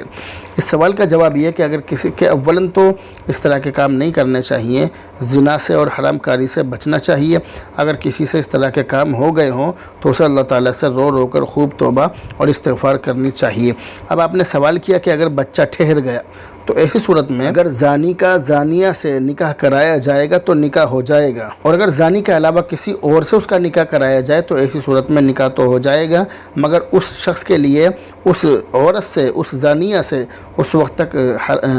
ہم بستری کرنا جائز نہیں ہے جب تک کہ وضع حمل نہ ہو جائے، جب تک کہ بچے کی پیدائش نہ ہو جائے۔ اگلا اور آخری کمنٹ ہے محمد نسیم انصاری بگھا بہار سے، سلام اور دعا کے بعد پوچھتے ہیں کہ مفتی صاحب معلوم یہ کرنا تھا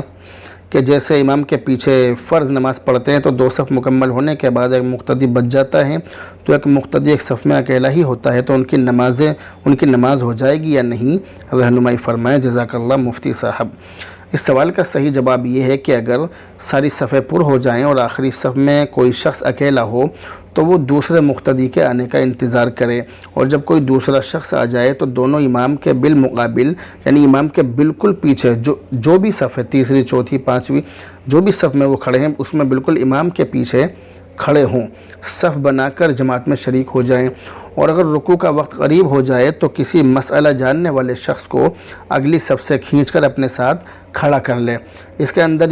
اور جماعت میں شامل کر لے، مگر اس کے اندر اس بات کا دھیان رکھا جائے کہ جس شخص کو ہم کھینچ رہے ہیں ہمیں یہ معلوم ہونا چاہیے کہ اس شخص کو اس مسئلے کا علم ہے، ورنہ وہیں پر جھگڑا ہو جائے گا، لات گھوسے وہیں بچ جائیں گے، وہیں ایک دوسرے کے گریبان ایک دوسرے کے ہاتھوں میں ہوں گے۔ تو اس لیے جس شخص کو ہم اگلی صف سے کھینچ رہے ہیں اس بات کا دھیان رہے کہ اس کو اس مسئلے کا علم ہو، تو اگر اس کو اس مسئلے کا علم ہو تو اس کو کھینچ کر پیچھے لے آئیں، اور لانے کے بعد اپنے ساتھ اس کو شامل کر لیں، جماعت میں اس کو شریک کر لیں۔